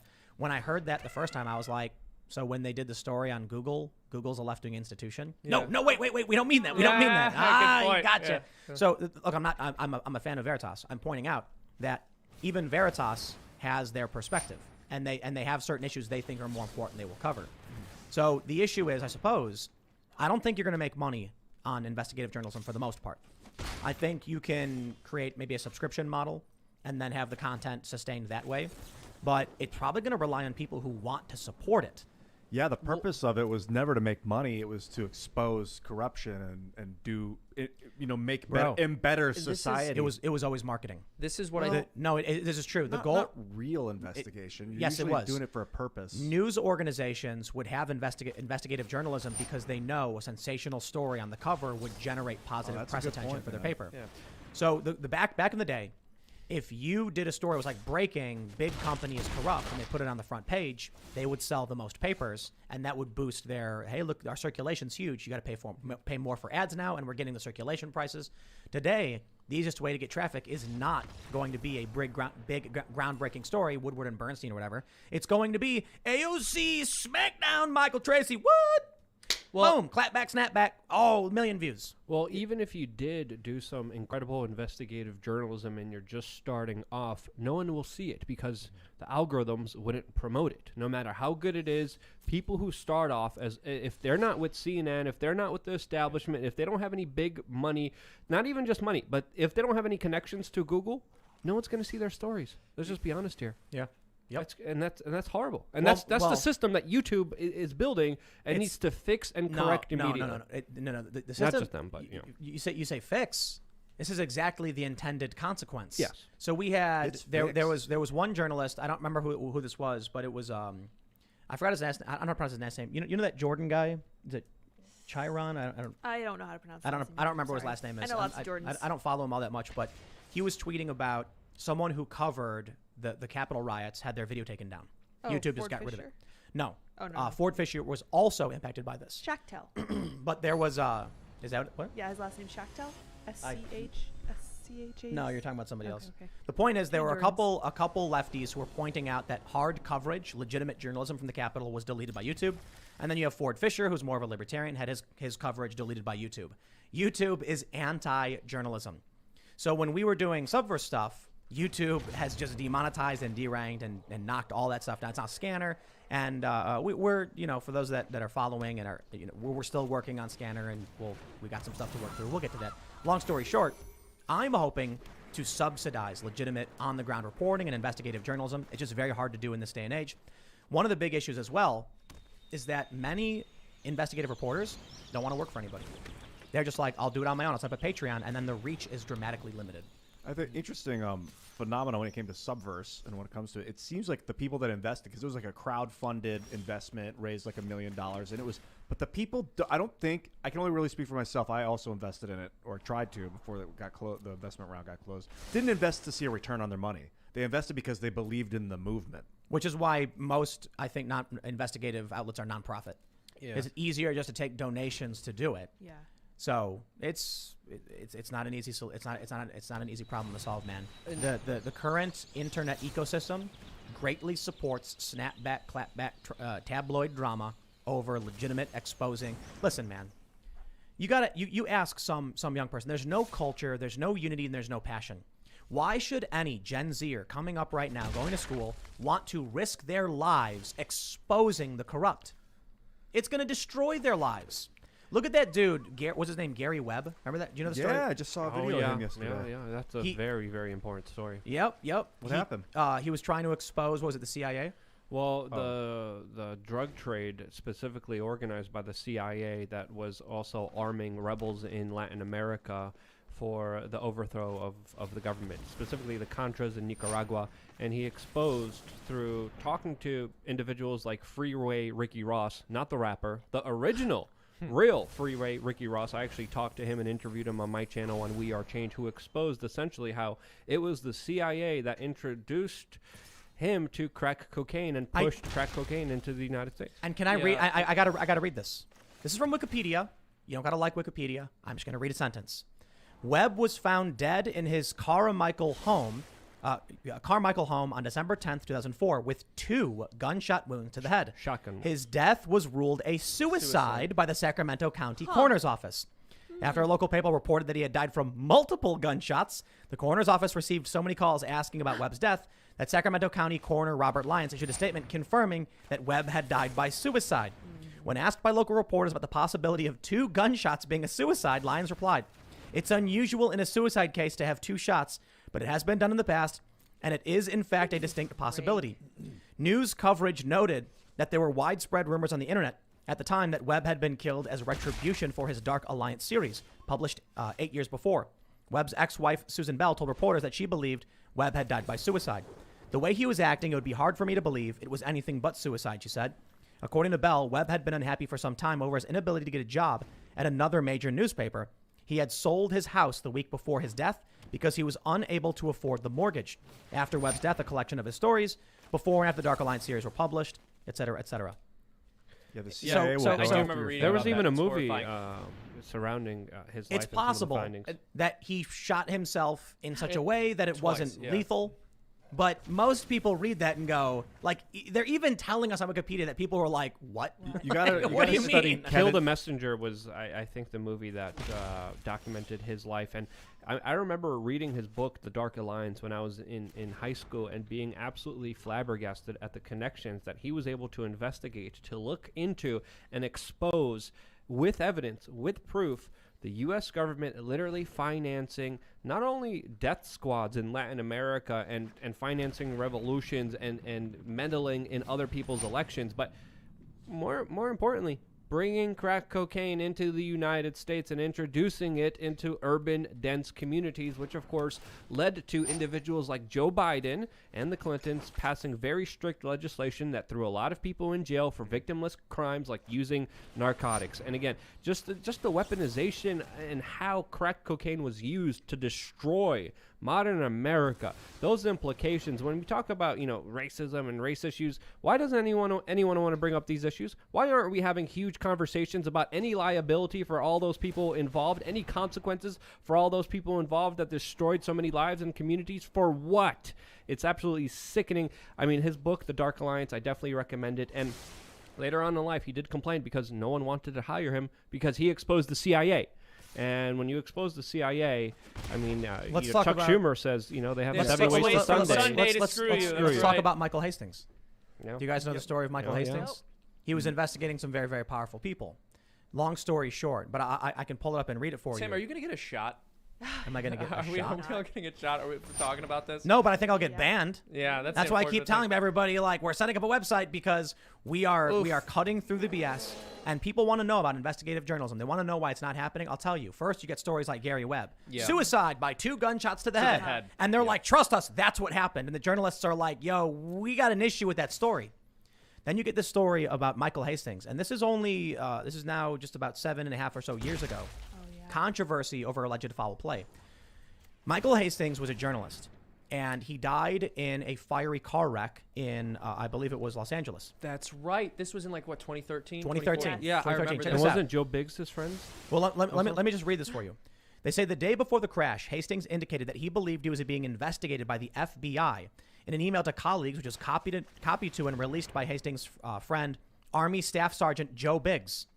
Hastings said that he was onto a big story, that he needed to go off the radar, and that the FBI might interview him. WikiLeaks announced that Hastings had also contacted Jennifer Robinson, one of his lawyers, a few hours prior to his death. And the LA Weekly reported that he was preparing new reports on the CIA. Come on, Luke. What are you doing? Yeah. At the time of his death. The FBI released a statement denying that Hastings was ever under investigation by the agency, et cetera, et cetera. But here, I want to give you the gist of the story. He goes to his neighbor, and he says, I need to borrow your car. Because the other night, I saw someone fiddling around with my car. And his neighbor was like, well, that's crazy. No, you can't use my car. Then his car was seen speeding down the road at maximum speed, sparks and flames shooting out, and then crashed into a tree. Just at the time he was saying that he was going to be reporting on the CIA and was contacting WikiLeaks. And I guess we'll never know. Are you sure there was sparks and flames? That's what the report said. Wow. Well, that's what the report said. Video. There's like a short clip of showing the actual, car moving before it, it crashed and it killed him. There's a guy named Kevin Shipp. He used to work for the CIA. Are you familiar with his work at all, No. Luke? You're going to love this guy. He left the CIA to expose them, wrote a book called From the Shadows about the shadow government and the deep state and the difference between the two. And he talks very clearly about how the CIA will and try to do to him, first destroy your economic ability to get a job, then go after your family to freak you out. Then eventually they'll try and kill you. Yeah, so maybe we should change subjects. Come on, grow Find a a couple pair. different Get some chest hair there. The cartoon guy's like, I just want to make funny No, cartoons. guys, I You're just in want to it. make you. You're on the list now. No, I'm kidding. It's true. It's over. I've been on the list. My big red pill with the CIA, and well, first of all, the past 4 years of just seeing the intelligence community trying to unseat a democratically elected president with absolutely no evidence was enough of a red pill. But one thing I'm going to tell the people at home that blew my mind the first time I did it, and I'm not even going to describe it, but just Google Operation Northwoods if you haven't already. Yeah. Oh, yeah. Just Google that. I'm not even going to tell you what it That was is. the Joint Chiefs of Staff. Yeah. But The Intercept, what you were talking about, I kind of want to add on. The Intercept actually wrote an article a few years ago in 2014 that was titled "How the CIA Watched Over the Destruction of Gary Webb." So there's a lot of other involvement. There's a lot of other underhanded things that we don't know of that should be exposed, should be talked about, no matter what the consequences, because the truth here matters. But there's also other media institutions like the Washington Post, which I have to point out do have a lot of connections to the CIA, that wrote an article saying, quote, Gary Webb was no journalism hero, despite what Kill the Messenger says. Kill the Messenger was again the movie about him. What is their Check it out. argument against him? What is their argument Ian, against him? Ian, you mentioned, I got to address something Ian just said about how they go after your family. What I was told by some other journalists is that the first thing they do is bribe. It's simple. It's simple. Hey, would you like to help us out, man? We love this country. Maybe we should keep talking about this. Well, so they come to you and they make a very well. Actually, it's not. The first thing isn't cash. The first thing is, will you agree to work with us? And a lot of journalists say yes immediately. We'll send you stories. You publish them. It'll be great. It'll help the country out. And they say you got it, because these journalists are like, oh, I'm going to get these juicy sources. These intelligence people are going to be feeding me the big news, and then I'll make a name for myself. You say no. You say, I'm not here to serve the interests of the intelligence agencies. I am a journalist. And they go, okay. Shortly after, they'll be like, we want you to work for us. We can compensate you. The next incentive is money. And if you say, I'm not driven by money, you can't control me, I'm going to report the facts. The next thing that comes is the threats. What would happen to your family? What do you think is going to happen if you do this? Powerful people are going to be mad at you. Then you start getting signs that they will come for you. They will threaten your family. They will hurt your family. And then lastly, they come for you. Accuse you of crimes, smear you, or ultimately kill you. I'm not saying that's true. I'm saying I've had journalists explain this to me around this time, in 2012, 2013, with like a lot of the big hacker stuff that was going on. A lot of the journalists that I knew and hung out with were like, this is typically what you'll see. And so you'll end up with someone like perhaps Michael Hastings saying the FBI has been investigating him, perhaps because he had already, they knew they couldn't turn him, they couldn't convince him, he wouldn't work with them, and he was going to expose these big stories. To be fair, I'm not trying to, I know it maybe it's a sore subject for a lot of people. His family says that they essentially discount these narratives, these conspiracy theories. The point is, when you're an investigative journalist and you are staring down at the CIA and the FBI, powerful U.S. massively funded interests that don't want to have bumps in the road, they're not going to let you do it, man. Yeah. Now, most journalists don't do any reporting that really bothers them, like 99.9. But eventually you get someone who gets leaked some real information, and what do they got to do? They flee to Hong Kong or Russia before that information gets leaked to, say, WikiLeaks or Glenn Greenwald. Yeah, and there's also the big information that Udo Ufketi, I'm saying it wrong, he's a German journalist that worked for Der Spiegel, that released and talked about how essentially, intelligence agencies were writing entire articles that he just had to put his name behind. Yep. And, there's a large number of these individuals that, of course, we need to remind people of. There are heroes out there that do deserve to be commended, that do deserve to be talked about, and do deserve to be remembered. Since, of course, having these conversations is something that is more imperative than ever, especially right now. So I have mixed feelings about the CIA. Like, in a way, I value it because we have, secret spy agencies. Maybe you need them. I don't know. It didn't exist before 1945. It's not all bad. It's not. Nothing's absolute. I guess if you like living in America and you like the interests that we have in this country, like if you like the ability to go and buy a pizza and live comfortably and stuff, you have to, recognize that there are things being done essentially in your name that you probably would never agree with and would not vote for. They do horrifying things, and the justification is you don't know about it. And you get to live comfortably and beautifully in the United States. Look, they want to build the Qatar-Turkey pipeline. A big reason for this big conflict with Russia and Syria is to get cheap gas into Europe so that people in Europe can live better and more cheaply. Most people in Europe would probably be like, I want cheaper gas. And they do. There was rioting in France over expensive gas. So intelligence agencies and contractors, real nasty people doing real nasty stuff, are doing real nasty things so that you can get your cheaper gas. And I tried talking to a lot of activists about this. I'm like, you have so many people who love living in luxury. And that's why I think it's really important that you people get out away from the big cities, learn to support themselves, take responsibility, maybe chop some wood, learn how to hunt, handle a firearm, be responsible for yourself.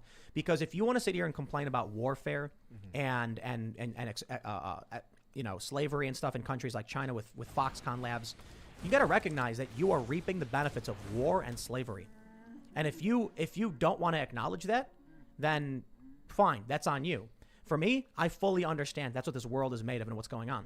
And I oppose it in a lot of ways. And I do think we should get back to being more self-sustainable and self-reliant. Well, yeah, I would argue about the gas prices because it's not as simple as just gas prices. I mean, as John Perkins exposed with the economic hitman, it's far more than that. It's interest. It's a lot of powers that want more of it, and they're going to get their way one way or another.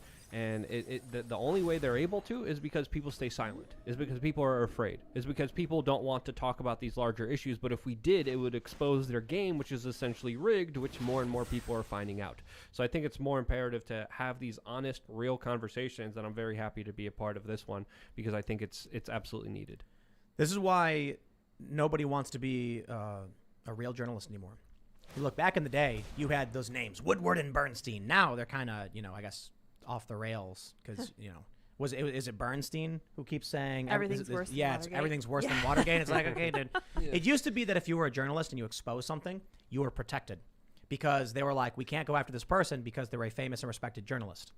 That was a long time ago. Now, they'll just make up some insane story and call you a Nazi. And then you're a they white just, supremacist, you're a Russian boom, asset. boom, done. Yeah. There you go. That's it. So if you're not going to go down in history for doing a good thing, and everyone will hate you because they will smear and they will destroy you. Look, before so I was reading about, well, I don't want to get too conspiratorial, but look at Julian Assange. How the media lied about Julian Assange over and over and over again. Just everything they put out about the guy was smears and lies, accusing him of things he never did. They destroyed his character. And then they turned the left against him. Amazing how it used to be the left that loved WikiLeaks. Now it's the left that hates WikiLeaks. It's amazing. And Donald Trump loved WikiLeaks too, and then he oddly pardon- forgot yep. who Julian Assange was. Yeah, that's You know? that's really sad. He So- was asked about it point blank. I don't know who Julian Assange is. I mean, are you kidding me? So I love WikiLeaks. I gotta ask you guys: were you disappointed by that, or did you expect it that he wouldn't pardon him? I don't know. I was 50-50. I was like, I wonder. I think he might Both. do it. Both, I thought I knew he was not going to do it, and I was still very disappointed Yeah, that he yeah. didn't. So what tipped you off? What made you think like there's no way he's gonna do this? Well, his treatment of whistleblowers hasn't been that good. I mean, his statements on Chelsea Manning, his statements on Julian Assange, acting like he didn't even know who he was, was a very telling sign, as well as the people around him. I mean, we heard rumors that it was a lot of people, especially Jared Kushner, being one of the major people who was against giving any kind of freedom towards Julian Assange, along with other special interests that pushed for this. And, those voices were very prominent. And I think those voices Donald Trump heard and listened to and sadly disappointed a lot of his base that was expecting this to happen. Yeah, very He had an opportunity for on the way out to just like really smack it to the machine. Yeah. But he wants to run again. Yeah. And so what we're seeing now, Really? with his impeachment. So first, there's a video of him where he goes, "We're trying really hard." This is like it's like in December. He's like, "We're trying really hard to win, to stay in. But if we don't, we'll see you in 2024." Wow. So what's happening now is they're impeaching him, right? He's filed his rebuttal to the impeachment, saying, "I'm not in office. You can't impeach me." The Constitution specifically says that they can be impeached, they can be removed from office, or like impeachment serves the purpose of removing them from office. He says, well, if I can't be removed from office because I'm not in office, you can't impeach me, right? So then he's arguing, it says the purpose of impeachment is to remove them from office and prevent them from holding office in the future. Trump says, well, as I can't be impeached, I can still run for office in the future, and you have no jurisdiction to try a private citizen before he's in public office, before he's run or whatever, or while he's not in office. Trump is basically saying he wants to run. And the purpose of impeachment is to stop him from being able to be president again. Drew Holden said that Jeff Bezos wants to run.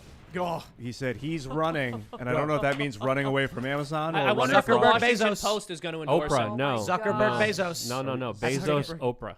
Bezos, no. Yeah. That's I a want winning to. I want ticket. to. I want to dream team. vote. I want to vote for a Zuckerberg Bezos ticket. What? I'm Well, you totally got not it. serious.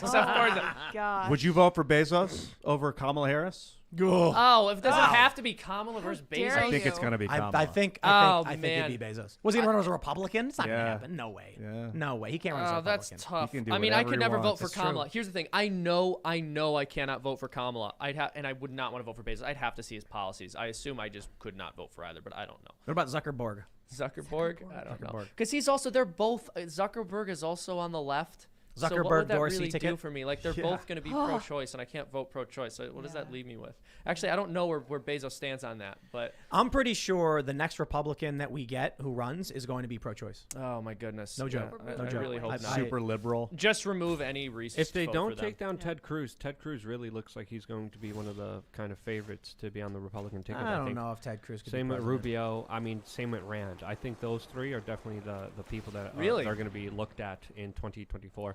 And Donald Trump's getting up there as far as age, and I don't think he's going to do it. I think if we know anything about Donald Trump, he's all talk. Yep. He's all bark, Exactly. no bite. Exactly. And I think he's Big, doing that the to big kind of ask, save the face big now. sale. Yeah, Yeah. and I think he keeps doing that. I mean, you read his book, The Art of the Deal. A lot of it is just, PR to the max and just using information as a way to get as much support as you can to get what you can. And that's is- essentially his presidency. So do you think they'll let Ted Cruz run after he attempted to murder AOC?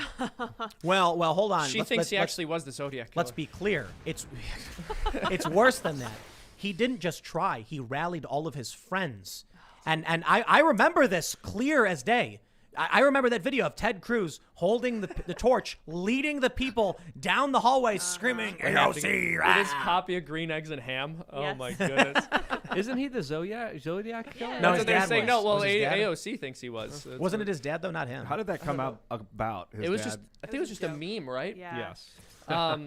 Didn't Trump say something about his dad being involved with like JFK's assassination? He was Yes. clearly the Zodiac killer. It's settled. Yeah. Luke, I am happy to hear that you believe that Cruz and Rand will really be looked at. I guess my question is, what are you basing that on? Why do you feel they're the guys who are going to Because they're getting and Rubio attacked the also, most. like- So they're getting. So you see the targets. Yeah. I mean, the establishment is smart. Yeah. I mean, when we're talking about the CIA and the information that they data harvest, especially from the NSA and all the information that they know, I mean, we're probably already with predictive programming algorithms that could predict the future. I think we're already there, and I think it's already being exploited. And I think the bigger kind of targets that stand against them, they're already setting the kind of the groundwork to kind of beat them into oblivion, and that's why we're seeing such kind of attacks on them that are kind of ridiculous. I criticized all of them. I have negative things to say about all of them, but seeing the media No, you should, landscape, seeing the media landscape against them, there's something that's up, and I think it's because they represent some of the bigger ideas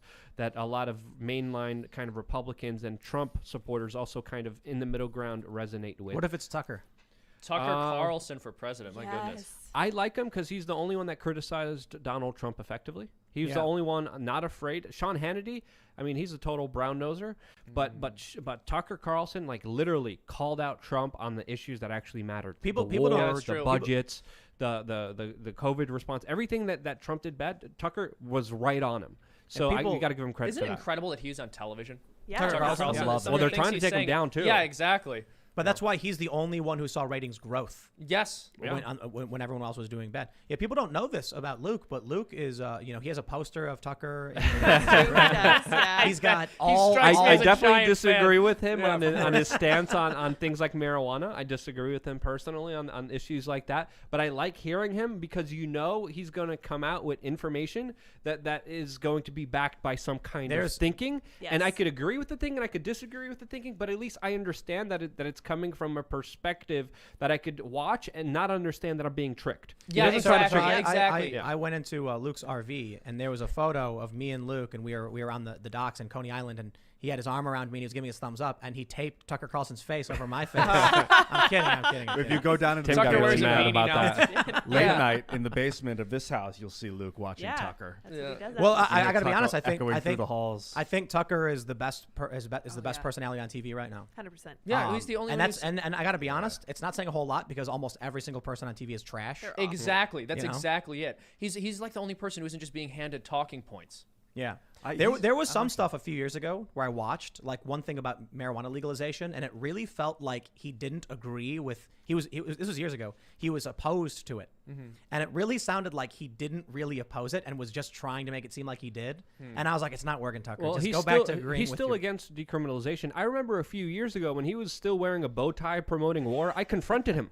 I confronted Tucker Carlson at the DNC or And the that's RNC. I when forgot he who was in changed. Florida. Yes, that's it. I was on him. Yes. I was like, "What are you doing, you crazy Tucker? You ah." fixed You Tucker. said I was that's angry great. at him. Thank I was you. chasing him down the hallways. Did Did Now you you're grab his him? fan. Did you And grab now him? I'm like, this is the thing. He's not trying to trick you. Yeah. He's like, this is what I think. This is the information. This is my perspective. Take it or leave it. And I disagree with it sometimes, but it's a lot more genuine and it's a lot more honest than all the other bullcrap on there. Because you turn on Sean Hannity, it's like Trump's the best. I love him no matter what. And it's not clear. It's fogged with personal bullcrap when you know. Do you see that really funny moment where Tucker was criticizing how all these big corporations made massive profits and stock was skyrocketing during the pandemic? Yes. And then when he was doing the handoff with Hannity, Hannity was like, he just jumps in and goes, if a company provides a service Yeah, and they're yeah. going to make money, and Tucker did the furrowed Yeah. brow, like, huh? You know, look. And Yeah. Yeah, that was Tucker great. Look, did you? So Tucker look. Did you grab him by the bow tie and just keep twisting it? And you're like, listen here, Tucker.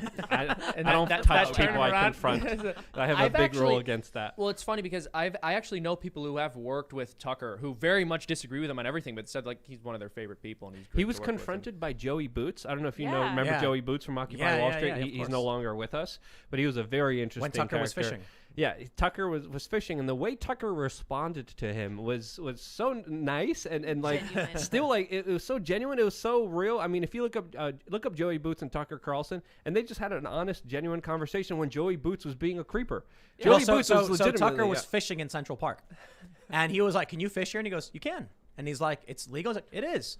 And then he was like, Tucker sat and like just like, or not. No, sat, no, but, no. like, This is the thing. Joey Yeah. Boots was filming him, Right. And then Tucker knows. It's like, why are you filming me? yeah, right. What's going on? and then and I guess Joey didn't know it was Tucker Carlson. I don't know if he He- did or he- didn't. he but said he didn't. Yeah, He said he didn't know who it was But at then the he was time. like, why are you filming me? He's like, can you fish here? It's like, well, like, the yeah. And establishment doesn't want you to fish here. Yeah. But Yeah, Tucker was yeah. like, do people get mad when you film him? He's like, yeah. And he's like, oh. He's like, all right. Yeah. All right, well, how's it going? He's like, you want to see what I caught? No, what he was like, what are you fishing? It's like fly fishing, and he shows him, and So he's great. a cool dude. I loved it. I was talking to somebody. I was in Portland during like some big riot or something, and somebody was asking me about who I liked, and I said I like Tucker Carlson, and then some leftists heard it, and they started going like, oh, and they started tweeting like, overheard on the street, Tim Pool praising Tucker Carlson, and I'm like, I will go on my YouTube channel and praise him if it makes it easier for you. Yeah. It's like it's Not hiding that. dude. It's because these people don't have principles. So you look at some of these, personalities on CNN, and what do you get from Cuomo? Giant fake Q-tip, Don Lemon. It's not about principle. It's about tribal grifting. Emotional manipulation, most Right. of all. It's like, look at the horror, look at the sadness, look at this pathetic. I mean, it's milking things that again it's just petty. It's poor. It's pathetic. I want to blame Rachel Maddow because I think she was the first. And I might be wrong about that, but I feel like she created a genre of, whoa, I just got some light on my face. I think that's good, though. Of that, like, emotional... No, Keith Olbermann kind of... Yeah. He went started it. nuts, dude. Yeah. What happened to that guy? Yeah. There was a picture of him underneath the flag, and someone tweeted, "Keith, it's safe to go outside right now. It's okay. Trump's gone. It's fine." Oh my But he gosh. absolutely lost it. We're having some light issue. I think it might be an electrical issue since the lights kind of went up, and Yeah, we're what dealing the with some hell? extreme Well, weather. Well, it's down the here, so- blizzard. Yeah. I don't know if it's an electrical issue, but man, is it crazy out there. Yeah, that one's really Oh my hot. You know goodness, are what's- we gonna have a snowball fight? After You know this, what's- Okay. fellas? Yes, we are. No, but you know what's really Wow. crazy? Luke, Just okay, just, way to just shoot as a that down. total side Right? note. So most of you know that we're out in the middle of nowhere. I was talking to the mail lady earlier, and she told me to make sure that we have emergency food. I started laughing because we do the promos, and we were talking about it the other day, and she was just like, you're out in the middle of nowhere, the mountains get covered, and you get trapped, and people don't realize it. Like, you need to make sure you're stocked up. And I started laughing. I was like, thank you, ma'am. I appreciate it. Did you tell her how much vinegar we have? No, but Yeah, you- whenever Oh, we she have, knows. Didn't it break in the How the much mail? vinegar did you buy? So much. 25 gallons? or Oh something? my gosh. why? So that we can live forever, Tim. Not a vinegar. What are you gonna Yeah. do? You know, So interestingly, we can boil tea with I'm grass. Antiseptic. I made from scratch General Tso's chicken. You what? It was good, too. It was amazing from scratch. It was like a garlic I mean, sauce. To the extent you can. Like, I didn't make the soy sauce, but we mixed vinegar, and it's interesting how you don't taste it when you mix it into the sauce. It was really- Yeah, Makes it when you spicy, cook it. zingy. yeah. Hey, I got some info about COVID. I wonder if you guys would like to hear this. Uh-oh. So this is just a new study that came out, and it was shocking to see, and Facebook covered it up as potentially fake news, which I thought was weird, but it says Who it's did the study? Do you know who did that? Stephen Quay. Who's that? Is that He's an an institution MD. or? No, he's a guy. He's a medical doctor and has a PhD. It says new study by Stephen Quay concludes that SARS-CoV-2 came from a laboratory. What's the story? What's the source? I'll look it up. I actually sent this to you. AP News. This comes from the AP, And the this Associated was- Press. Yeah, the Associated Press, January 29th, 3 days ago. And when I read the story a little bit, check it out if you want. New study by Dr. Stephen Quay, Quaw, is that they were actually testing the vaccines in 2019 in China for the SARS-CoV-2. I can't find It's this. called New Study by Dr. Stephen Quay. How do you spell Quay? Quaw concludes that SARS-CoV-2 came from a laboratory. I don't think. I sent it to you on Facebook. APnews.com title: New study by Dr. Stephen Quay concludes that SARS-CoV-2 came from a laboratory. QUAW. Quay. Ah, okay. That Pardon me. I explains think it. that was me.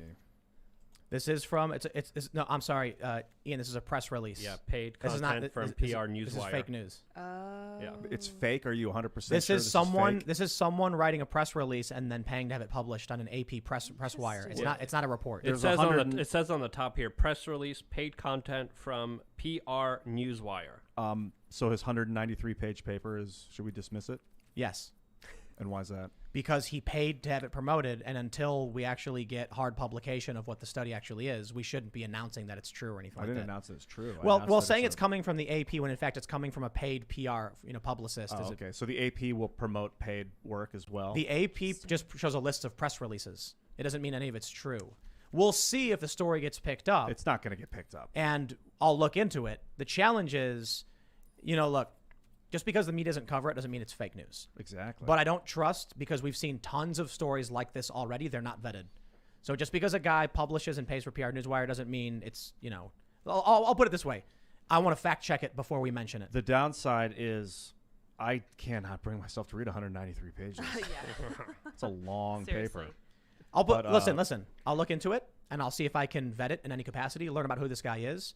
But you are bringing up a press release with no vetting and no fact checking. Yeah. We can't do that. Oh, okay. Because otherwise... I'm not, well, yeah, I wouldn't try and prove it or anything. What were you going to say? No, I was going to say, let's go to Super Chats. Oh, okay. Oh. Smash the like button, ladies and gentlemen, if you haven't already. Make sure you smash the like button. We're gonna have probably I think it's gonna turn into a bonus episode on life after death and religion. Oh, okay. Yeah. Because we have this this story, and I think it's gonna go too long, so we're gonna make it a bonus segment talking about Netflix claims to have in this documentary proof of life after death. Excuse me? And I think so they claim Netflix did it. Wow. Well, hold on. For them. I could be wrong. I just want to make we'll save it for the segment, Mm-hmm. and I think it'll be a fun conversation, and it'll probably be long, so it might end up being this whole big spiritual philosophical conversation. So go to timcast.com, become a member. It should be up maybe around 11 or so is when we usually get these things up, but because it might run long, it may be up later than that. Don't forget to smash the like button, subscribe, hit that notification bell, and really share the podcast if you like it, because that's how we grow. Let's read your super chats. I'm not your buddy guy said the financial system is rigged. The media are propagandist. Educators indoctrinate. Politicians are tyrants. The judicial system is corrupt, and voting is rigged. What are we defending? Is it worth preserving anymore? It's what is it? Empire's last 250 years. We talked about this a couple weeks ago. Maybe it's just that we don't have a unified culture anymore.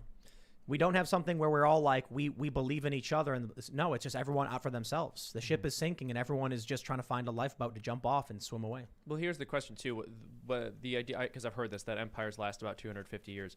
Is that from their inception as a government, or from the time when they become an empire? Because we didn't really become an empire until about 100 years ago. Exactly. But also, social media could accelerate the pace at which this kind of social decay occurs. Yep. I think we're seeing everyone say every man for himself. Yeah. And that's why things are kind of falling apart. Yeah. Austin Gettle says, glad you're back, Seamus. It's been too long. Oh, I'm glad to be back too, Austin. Yeah. Thank you.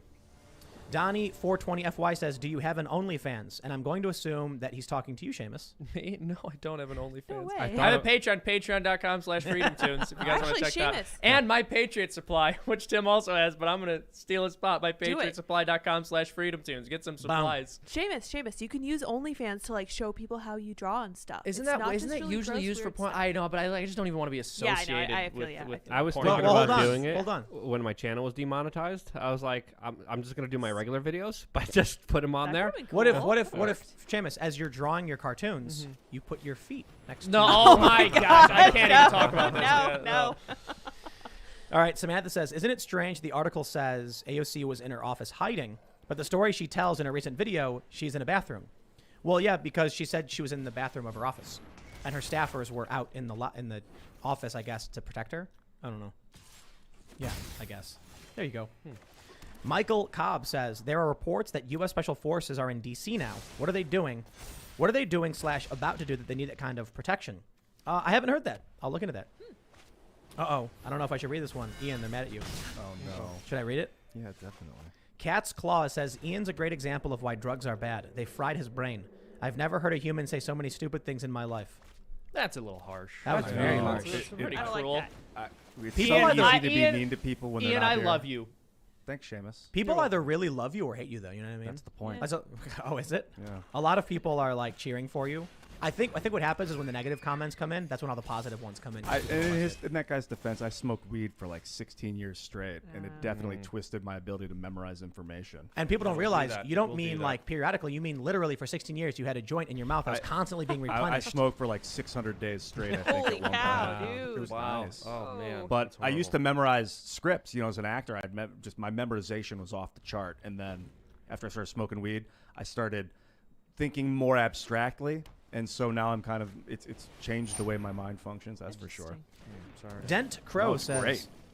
I am a right-wing atheist like Carl Benjamin. Why do you think so many atheists go full left-wing / TDS, i.e. Bill Maher, Sam Harris, and the entire atheist community of Austin, Texas?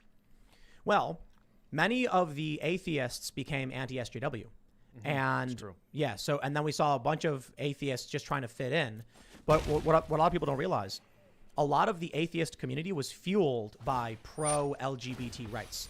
It was social justice. So back in the day when the Republicans were anti-gay marriage, the atheist community had a large influx of people who were pro-gay marriage first, atheist second. So when you move to the natural conclusion, these are people who are interested in social justice, not atheism. The people who are atheist first are skeptics and critical of dogma, became anti-SJW.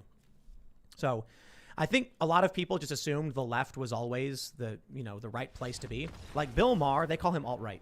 Like he's really so insane. not left at all. He's actually more moderate libertarian, but he does have Trump derangement syndrome, It's like, and now he is, but 10 years ago, this is funny. When I, in 2013, when I was in my first college art course, I remember my teacher, who I considered to be left-wing at the time, recommending Joe Rogan to me. And I was like, oh, there's probably some like hippie left-wing nonsense. Can you imagine a left-wing college professor? And by the way, that college he's actually really cool. I'm still in touch with him, but just the fact that he was somebody who I considered to be left-wing less than 10 years ago. They would expel you if you mentioned Joe Rogan. Yeah, exactly. You'd be like, I once watched Joe Rogan. Get out now, you Yeah. Nazi. Yeah. That's it. All right, Daniel Maxwell says, the news media misses Trump when the top story of the day is AOC getting scared by a cop trying to get her to a safe location on January 6th. Isn't that crazy? Like, I'm here to save you, ma'am. He's hurting me. He's yelling at me. Cody Mays says, a preceding event to the U.S. Civil War was Senator Preston Brooks beating Senator Charles Sumner nearly to death on the Senate floor with a cane. I've heard that story. Beating him with a cane. Jeez, man. Let's see. WMR Photography says, I guess AOC never had any scary moments on the short bus. Aha, but Sporkwitch says, if we only elected veterans, even desk jockeys get some combat training. And remember, quote, an armed society is a polite society. Manners are good when one may have to back up his acts with his life. Robert Heinlein. So Interesting. Yeah, this is anecdotal, and it could just be my sample size, but the veterans I've met tend to be very anti-war. Yes. Oh, yeah.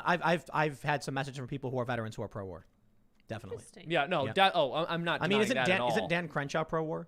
Yeah. Yeah, he is. Yeah. Yeah, There you I'm go. not saying it doesn't happen, but many of the, and I think the anti-war veterans, they're like a special kind of anti-war. Yeah. They're really vehemently against it in a way that other people aren't, because they understand it more. All right, we got Amber Kirilak. She says, hey, Luke, I had my vitamin D levels tested, and I was advised by my doctor I need to take a daily supplement as I was deficient. Also, I bought a hoodie from your store. Can't wait to wear it. Well, thank you so much. And I always recommend getting your blood levels tested. And I'm not a medical doctor, so don't take any medical advice from me. But Wow. thank you so much, and really appreciate you. Cliff Sroka says, hey, guys, love your work. Even you, Ian. Would love to have a conversation one day over drinks and food, hopefully not on a Civil War battlefield. Well, there you go. Cole Frog, is that pronouncing it right, I guess? Seamus, I liked your YouTube radicalization vid. It's just hypocritical how the left is crying right-wing radicals when there are left-wing YouTubers radicalizing viewers and calling for violence. In a video game. In a video game. In Yes. Minecraft. Yes. In Minecraft. In Minecraft. Thank you. I very much appreciate that. Cool. I added the in a video And game I part. agree. Yes, they said in a video game. Of course. Yeah. Ryan Ball says, the longer I look at Facebook and the mainstream media, the more I feel like one of the dolphins from Hitchhiker's Guide to the Galaxy, silently observing the silly humans unaware of their impending doom. So long, and thanks for all the fish. That's a great, it's a great book/movie, right? I love that Yes. author.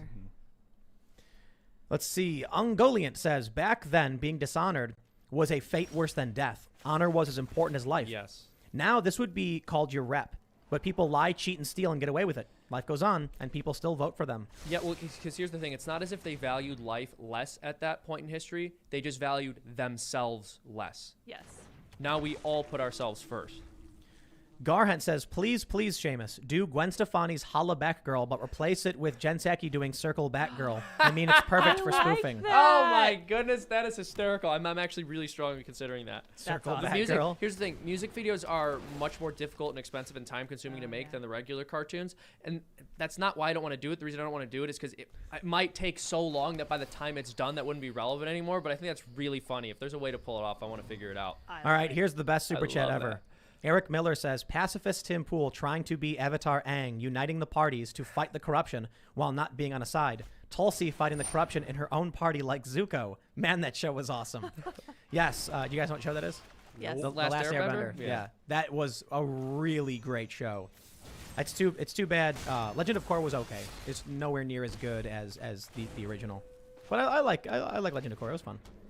Jeffrey Perrine says, Biden does have a low-key blurred halo in photos. I'll find some and send them to your Spin the UFO Gmail. I wrote last month I can prove the Bible. I've been building a case. Will also be emailed.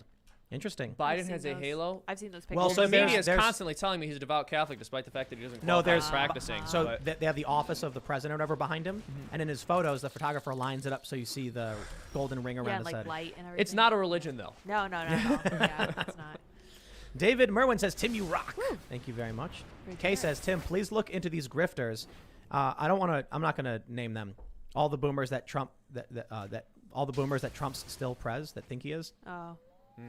Yeah, there are a lot of people claiming that Trump is still secretly president. Well, don't and you I'm know, like, Tim? We're all gonna know soon. Trump Yeah. literally, soon. They keep pushing it off another couple like a days. week? It's like, dude, give it more time than that. Be like, all right, next year. After like the third time I said like in a week, I'd be like, okay, it's actually gonna be a year, you guys. It's 5 actually, years. they're never going to tell you. Just trust the plan. Yeah. Just believe me. Just go There with you it. go. Andrew Lance says, hey, Seamus, thank you. Your conservatively libertarian Catholic worldview best reflects my own views. You, in part, helped renew my faith.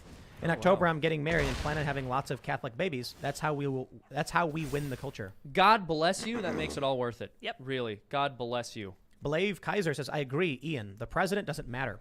After all, he is just a temporary employee. Pretty sure a general said that on Ancient Aliens or something. Then it I must mean, be true. We brought this point up before, though, that the presidency controls the president for the most part. They get in office and they say, here's the folder, and they open it and go, oh, damn. And then they're like, I guess I can only do what, we have to do. Trump, on the other hand, was like, no. And he like throws it out and he's like, I'm president. I'm going to do what I want. And they're like, but look at this war. And he's like, no. He did what he want and they didn't like it. Jim Jam says, what are your thoughts about this news about the National Guard that are still being sent to D.C. to root out racism, white supremacy, and disinformation? I didn't hear that. Is that true? I didn't hear that either. Yeah, I don't know. Not cool. I will look into it. Sword and Scale says, Tim, did you see the DeSantis press conference today? And do you think anything will come out of Florida's war against Silicon Valley oligarchs? I didn't see it. I heard a little bit about it, but I'm not confident anything will happen because there was actually, I think it was in Texas, maybe not Texas, but there were some states that filed at the state level to make censorship, like social media censorship, not allowed, and they didn't go anywhere. But shout out to Sword and Scale. It's like one of the biggest podcasts in the world, isn't it? It's like a crime podcast. Yeah. Thanks for the super chat. Xavier says, I am a gorilla. Thank you for all you guys do. Been watching you for at least 5 years now. Would love if you could shout out my band's new single, Sleeping by Cascara. It's progressive metal. There you go. Sleeping by Cascara. I hope I pronounced it right. And let me see if you know what? Let me make sure I have a gorilla right there t-shirt. If you guys want your exclusive, I am a gorilla t-shirt. You can go to timcast.com, click shop, and boom, there it is. And a lot of people got the misprinted one where his hands were white and his face was darkened. But they fixed it, so thank you, Teespring, for fixing the problem. All right, let's move on. Mr. Roach says, it just jumped on me. Thanks, YouTube. I love it when they do that.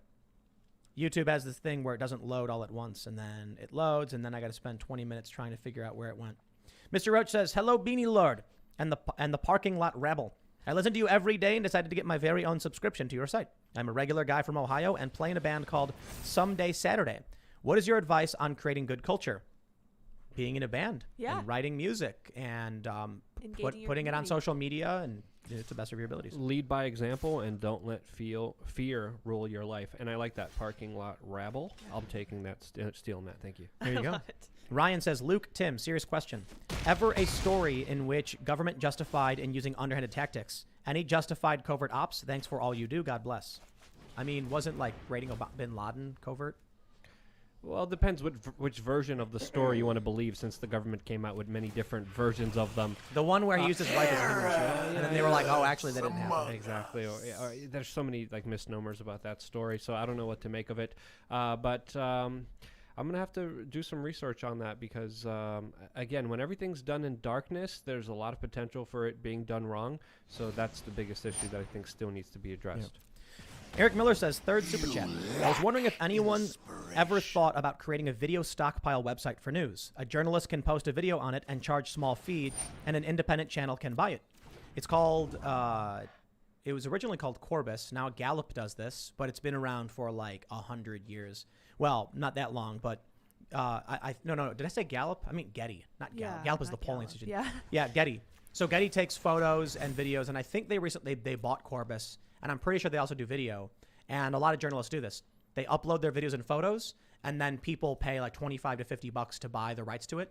Here's the crazy thing. Some people's whole job is they just travel the world and they film scenic places. They'll put a camera up by like a lake and a mountain and just film for like 3 hours. And then they'll put the footage on a website and say this footage is available for, $25 per license. And they make tens of thousands of dollars off the one video. Because movies and documentaries and commercials want to use a small portion of it. It's crazy. So there was one I saw where someone filmed like fireworks in Japan and ended up making like $1 million. That's all they did. They brought a really nice camera out, got cinematic quality, put it up and said $25 per use, and it was just fireworks, but it was so generic and easy to use, they made like $1 million+. I was talking to one of these executives who runs one of these companies who told me about it. And there was one person who randomly stumbled upon Steven Tyler and took a photo of him. And it was like the only photo of him at a certain point or something, and they put it on a site and it sold for like $1 million. So that stuff exists. Yeah, I mean, some movie companies contacted me, and my stuff was even in some movies. Yeah. The wild, I sold. protests that I've been to. I sold to what channel was it? It may have been National Geographic. I'm not sure. This was during Hurricane Sandy in New York. I was out filming the flooding and everything, and then they some company bought a license to the footage. But that was because I saw it on YouTube. Thumb Ugly says, 8th attempt, because YouTube. Learn a trade, stock up, and lids for ambivalent dictator. I give up on original comment attempts. I'll join your site. Haha. There's a comment section. So if you want to comment, a lot of people, if you go to the members area, you'll just see the content. But if you actually click the title or on the front page, click it, you'll see the comment section, and that you can comment on if you're a member. And so then people can have these conversations. Christian B says, Tim sucks. Freedom Tunes is the best. JK, love you guys. I don't know. Freedom Tunes is pretty good. I don't know what he was joking about. I love you. Thank you. And Tim rocks. Yeah. Liam Mason says, can you give a British shout out to Captain Sir Tom Moore, who sadly passed today at 100 years old. He raised $32 million for the NHS last year and inspired a nation in these dark times. Keep up the great work. OG. He was a World War II vet. Yeah. Brendan Sweeney says, do you think Tim Dillon would make a good president? Tim Dillon 2024. I like that idea. Oh, I've met him before. He's a funny guy. Zombie Tanker 19K says Dan Crenshaw 2024. He gets ragged on a lot by a lot of people, and I don't agree with him on a lot of things, but I do think he's all right. I disagree with him on a lot. I respect the red flag laws, the pro-war stuff. Those are pretty big issues. Those are serious issues, but I don't think he's a bad guy. I think he genuinely believes it, and I think he'll engage you in an honest way, and you'll be like, dude, I really disagree with you. But you look at some of these politicians, and they don't even, like, when the ones that are pro-war aren't even really pro-war. They're just like, do I get paid? Sure, stamp. Pardon Will says, how much to put my application and CV into Timcast LLC? There is no such thing, and I don't know. It doesn't cost money to do it, but people email that stuff all the time. And, man, it's really hard because I mentioned this before. We had a really difficult time with all of the membership signups we got for timcast.com, and the site is only a few weeks old. We're redoing the format. We're expanding the amount of content we produce. We're probably going to be making multiple websites, hiring a ton of people, doing more shows and expanding, and becoming an actual large network. And the only thing stopping us is time. Thanks to all the people who have signed up, we're now in a position where we can actually start growing and expanding in a very powerful way. So go to timcast.com, become a member, but we're definitely going to be hiring as well. Gunstar1 says, would you have Jimmy Dore on your show? Anytime. The issue is traveling. Yeah. Dude's in California. But Jimmy's awesome. And I told the story before. We're from the exact same place. No joke. Like, Same street. So he's way older than I am, but we when I was like a little kid and he was in his 20s, I think, I don't know, we lived within like 2 or 3 blocks of each other. It was crazy. When I first actually met him in person, you know, I was like, I'm from Chicago. And he's like, oh, no kidding, me too. Where at? And I was like, Midway area. And he goes, get out of here. Where at? And I was like, by Vidum Park. And he goes, I lived right next to it. And I was like, get out of here, dude. That's crazy. That's hilarious. That's where we The lived when I same was a little place. kid. Were you there? I know, By Midway right, Airport. right. Yeah, Yep. me, you, and Jimmy Dore. Were you there when Jimmy Dore? I was there when Jimmy When he Dore spit spit on on Alex Alex Jones? Jones. Yes. Okay, yeah, we were there. And we were just sitting there it's watching horrible. the whole thing. You're like, my goodness, what's going on here? We saw Alex Jones because we were hanging out. I forgot who we were hanging out with. We were at the hanging out RNC. with another. Yeah, we were at the RNC, but we were hanging out with another news group, and we saw Alex Jones walk by. I was like, oh man, he's gonna do something. And the Young Turks were filming He there. certainly did. Stephen Colbert had a Roomba with a live camera there, and then there was a lot of fireworks. Sword and Scale says, I just paid AP to publish a press release about TIMPOOL announcing she's trans. Please announce this since I paid for it. That's crazy. The I'm very proud of you. That's So amazing. I thought Ma'am. the AP was a news organization. It is. But they are willing to just take money from anybody and post. That's what the anything? media does, Ian. That's the mainstream media. That's the Is it definition of news- them. Is like AP news guarded? Of course. Of But course. but they'll post But- junk. But they straight up said this is a paid press release. Do news organizations do that on the regular? Duh. Yes. How can you be? How can you Dude, be like a? do you know what an justifiable news organization? Ian just You got take red paid pilled, you press- guys. Do you know Yeah, what? this Do you is know what? news Do today. you know what an anymore. advertorial is? Negative. Oh my god. Advertorial. It's a brilliant, right? It's where news organizations write favorable articles for companies and make it look like a regular review. news article. Advertorial, like editorial and advertisement combined. So you'll go to a website, and I think BuzzFeed is all the time. It'll be like, these are the best dish sets you'll ever use, and you'll read it, and then at the bottom in fine print says, this is an advertisement paid for, and it looks like a normal article. So I could be like, hey AP, here's an article that says TIMPOOL stinks. I pay them a bunch of money. Would they post that? Yes, but it says at the top, this is a paid post by this organization. Insanity. NBC News did a whole segment literally promoting tequila. It was disgusting the way they were doing it. It looked like a total news segment. It was on Twitter, but it was like, yeah, it was so refreshing and good. I'm like, I get, you know what I get a lot? I get people saying, would you interview my company? And I say, I think your company is interesting, but no. Then they say, can we pay you to do an interview with the CEO of this company to help promote his product? And I'm like, no. Like, that's not interesting to anybody. And I would rather just sleep all day than take money to just interview a guy so he can promote his company. You know what I mean? I won't do it. We have people on who Death promote their is companies, inevitable. like Seamus. Go to Freedom Tunes, youtube.com/Freedom Tunes, you guys. But it's because Seamus produces culturally relevant content, and he has a channel. Thank you. And he's a friend. And so we definitely have people on who promote their stuff, promote their books, but there are companies that aren't culturally relevant. They'll like, we make, rulers that are the best rulers for drawing pictures. Can we come on your show and we'll pay you? And I'm like, no. Like, dude, if you want to do a sponsor spot, we can talk about a sponsor spot, and I can promote rulers if I think the ruler's actually good. But some people actually want to have the show, and I'm like, a lot of companies do it. A lot of companies do it. People don't realize this. You might see an interview on TV, and it's a guy talking about a very important product or something, and they're paying the company to have him on the show. CNN does stuff like this all the time, where Paid enough they for actually this. run shows that are paid for by governments, by companies. Like they did one called Bahrain Business Friendly, and it was heavily criticized. Glenn Greenwald was criticizing it, where basically Bahrain paid to publish favorable coverage of Bahrain as kind of a news segment that promoted the country's tourism. Meanwhile, Here, there was like riots me. going on, and it was during the Arab Spring, so they were heavily criticized for it. There you go. That's what media And they'll does. be like something fake news. By the way, this is paid advertisement. Yep. They do it well. It's like sometimes saying they don't I'm going to even say murder it. that This is person the thing. in a video game. Like if they do it, Yeah. and and they say it, there's an argument to be made there. But a lot of these people do it, and they don't even say it. What if I was like, I don't believe this, and then gave you like violent instructions to go kill people? There was you ever see the But I show- said I didn't believe it. you ever see the show that's like the whitest guys you know? I think it's called the whitest kids Yes, you know. I remember that. Yes, this is. I remember this. He It's like, explains- don't do this. This is a way you could. He explains how to attack the White House. Yes. And then he's it was hilarious, and I can't believe they did it. He's like, you could. My technically at lawyers this have time of informed day- me that I can't tell you to go to the White House and look at and go in this direction, and now I can't tell you to then. I was like, That's crazy. yeah, dude, it is crazy. All right, let's see.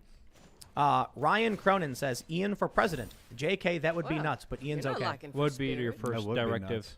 What would be your first? Yeah, Joe executive order? Biden has 43 executive orders. Yeah. What's only your, get what would be your 43 in first? 2 weeks. What's your first executive order as president, Ian?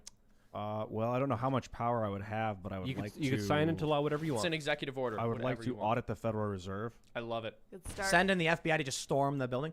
You know what mine would be?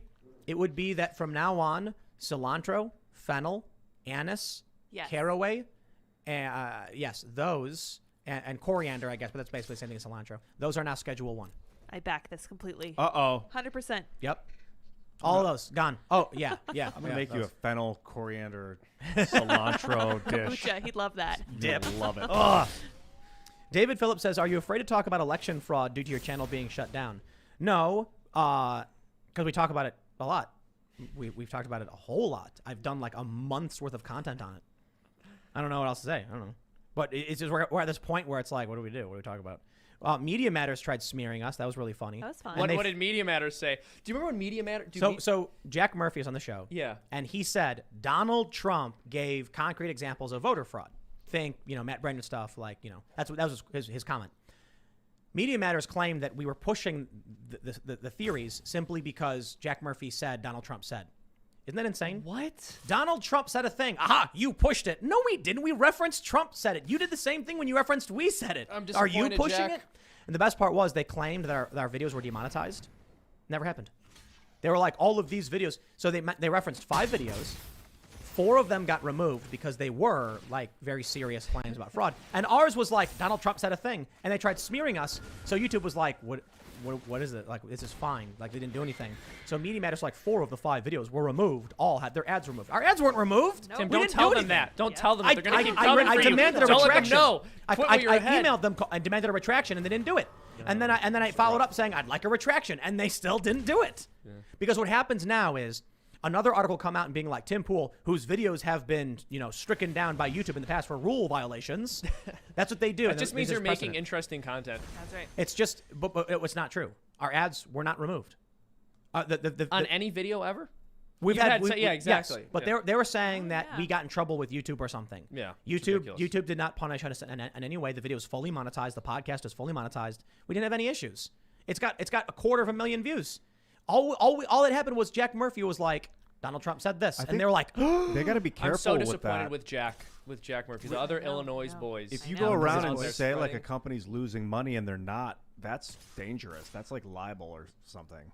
I think that's interesting. I don't know if it's libel, but that is a concrete thing to reference. I mean, that is easily provable or disprovable. Yeah. That's not just a matter of opinion. What they said Whatever. is literally not true. the podcast never had its ads taken away. No. And so I emailed them like, yo, what's up with this? And I think if you state that a company's losing revenue, that's like a crime. well, they said YouTube has removed ads from the videos we named that had ads on them or Indicating that the something. company's losing revenue. Maybe there's Yeah, some kind of like interesting. semantic argument, but they ignored it anyway. I don't care. Whatever. Like, they for no reason they included our show in this smear. And the other videos did get removed because they were saying very bold claims and making hard assertions that we don't make. Even when we had Matt Brenner on the show, Matt Brenner didn't make any definitive statements. He talked about what he's seen, what his evidence is, and what he would like to see, in court. And there you go. I agree.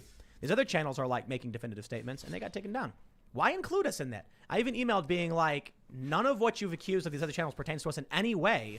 We actually agree with what you said in terms of, like, voter fraud exists. It's not Bill Barr said this, and we haven't had adjudication. I'm like, what's the problem? They just want to go after everybody and whatever. I don't care to talk about it. It's, whatever. Demolisher says, hi to Seamus. Hello. I named my son Seamus. Don't hear it every day. Best name ever.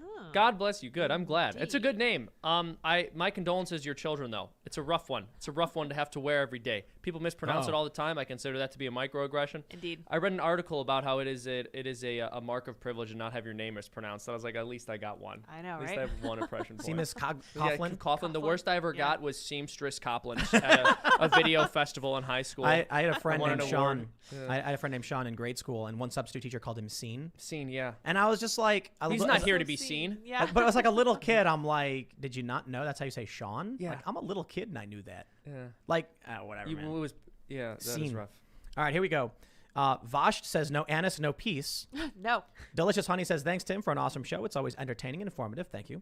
Heather Corin says, coriander is cilantro, FYI. Yeah. Also, please know I will lose my mind. I need pho, salsa, guacamole, etc. You know what the best guacamole is? I used to get this made all the time. You go to these places, they make the guacamole in front of you. No cilantro. Extra lime juice. Yeah. Extra lime juice, extra onion, no cilantro. I think you're missing out on the cilantro. No, I think it's It's disgusting. amazing. Ian. So coriander is the plant that It's the the cilantro stem. leaf grows on? Right. Wow, Yeah, cool. Yeah. It's like the stem parts and then coriander. That's why it's basically the same thing. There is actually a gene that makes some people think that cilantro tastes like soap. I do not It have does that. taste like Excuse me? yeah. It doesn't I'm taste good. serious, It's medicine, but you got to like trick your body into starting to crave it. I don't think cilantro tastes like soap. I've never understood it. I think cilantro is overpowering and it tastes bad. I don't like it. Yeah, it's like medicine. I don't know. People like it. I don't. So good for you. Dan Murphy says you just lost support. Your spice supremacy sucks.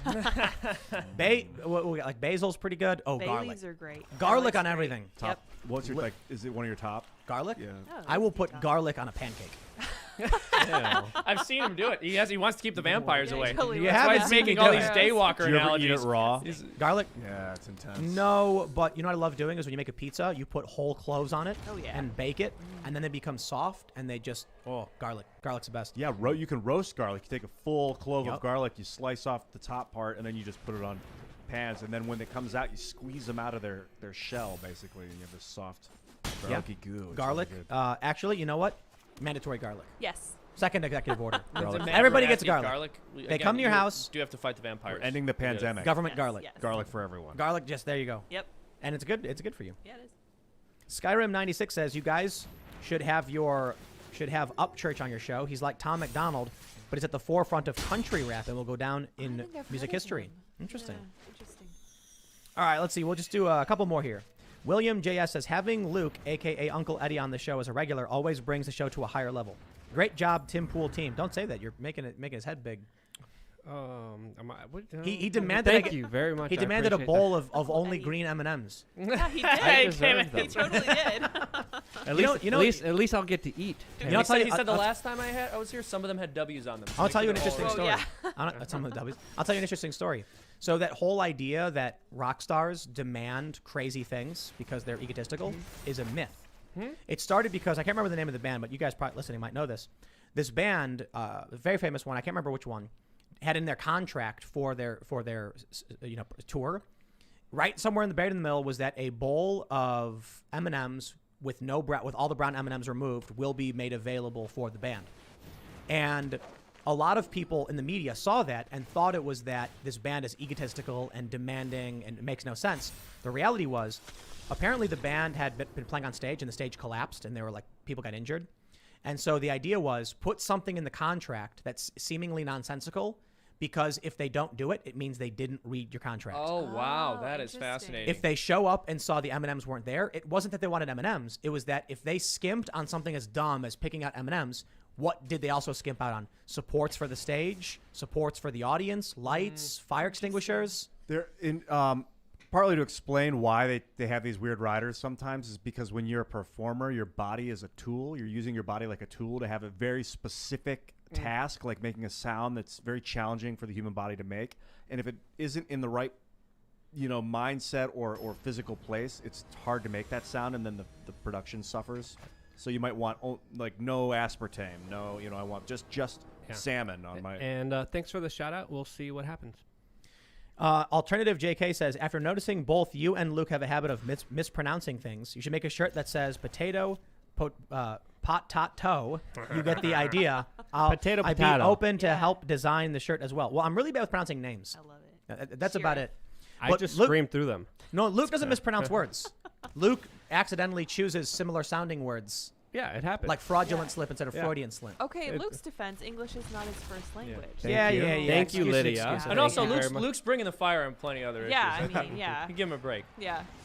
Jan Stankiewicz says, Luke, do you ship your shirts internationally? By the way, I believe Luke is Lukasz in Polish, pronounced Łukasz. Freedom Tunes is my fave guest on Timcast. That's Oh, what thank it you. is in the Polish Bible.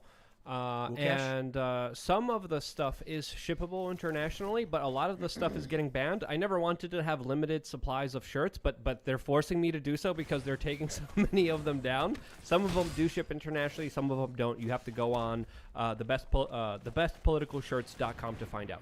Ladies and gentlemen, go to timcast.com, shop, click shop, and you can see the I Am a Gorilla t-shirt. Some have asked about the I Am a Gorilla Love Yourself shirt. We are working on this. We also have a shirt for Ian coming soon. Oh, I saw a preview. It'll be fun. And we're working on one for Luke about, mispronouncing words. We might have to get some copyright in there, get some contract. All right, we'll figure it out. Or we just won't do it. Whatever. But go to timpcast.com, become a member, because we're going to, after this wraps up, we're going to record a bonus episode for all of you members about life after death and religion and philosophy, and have probably a very interesting and fun conversation that I guess wouldn't fit because we've probably gone for a really long time. So go to timpcast.com, become a member. We're going to record right after this, which is very soon.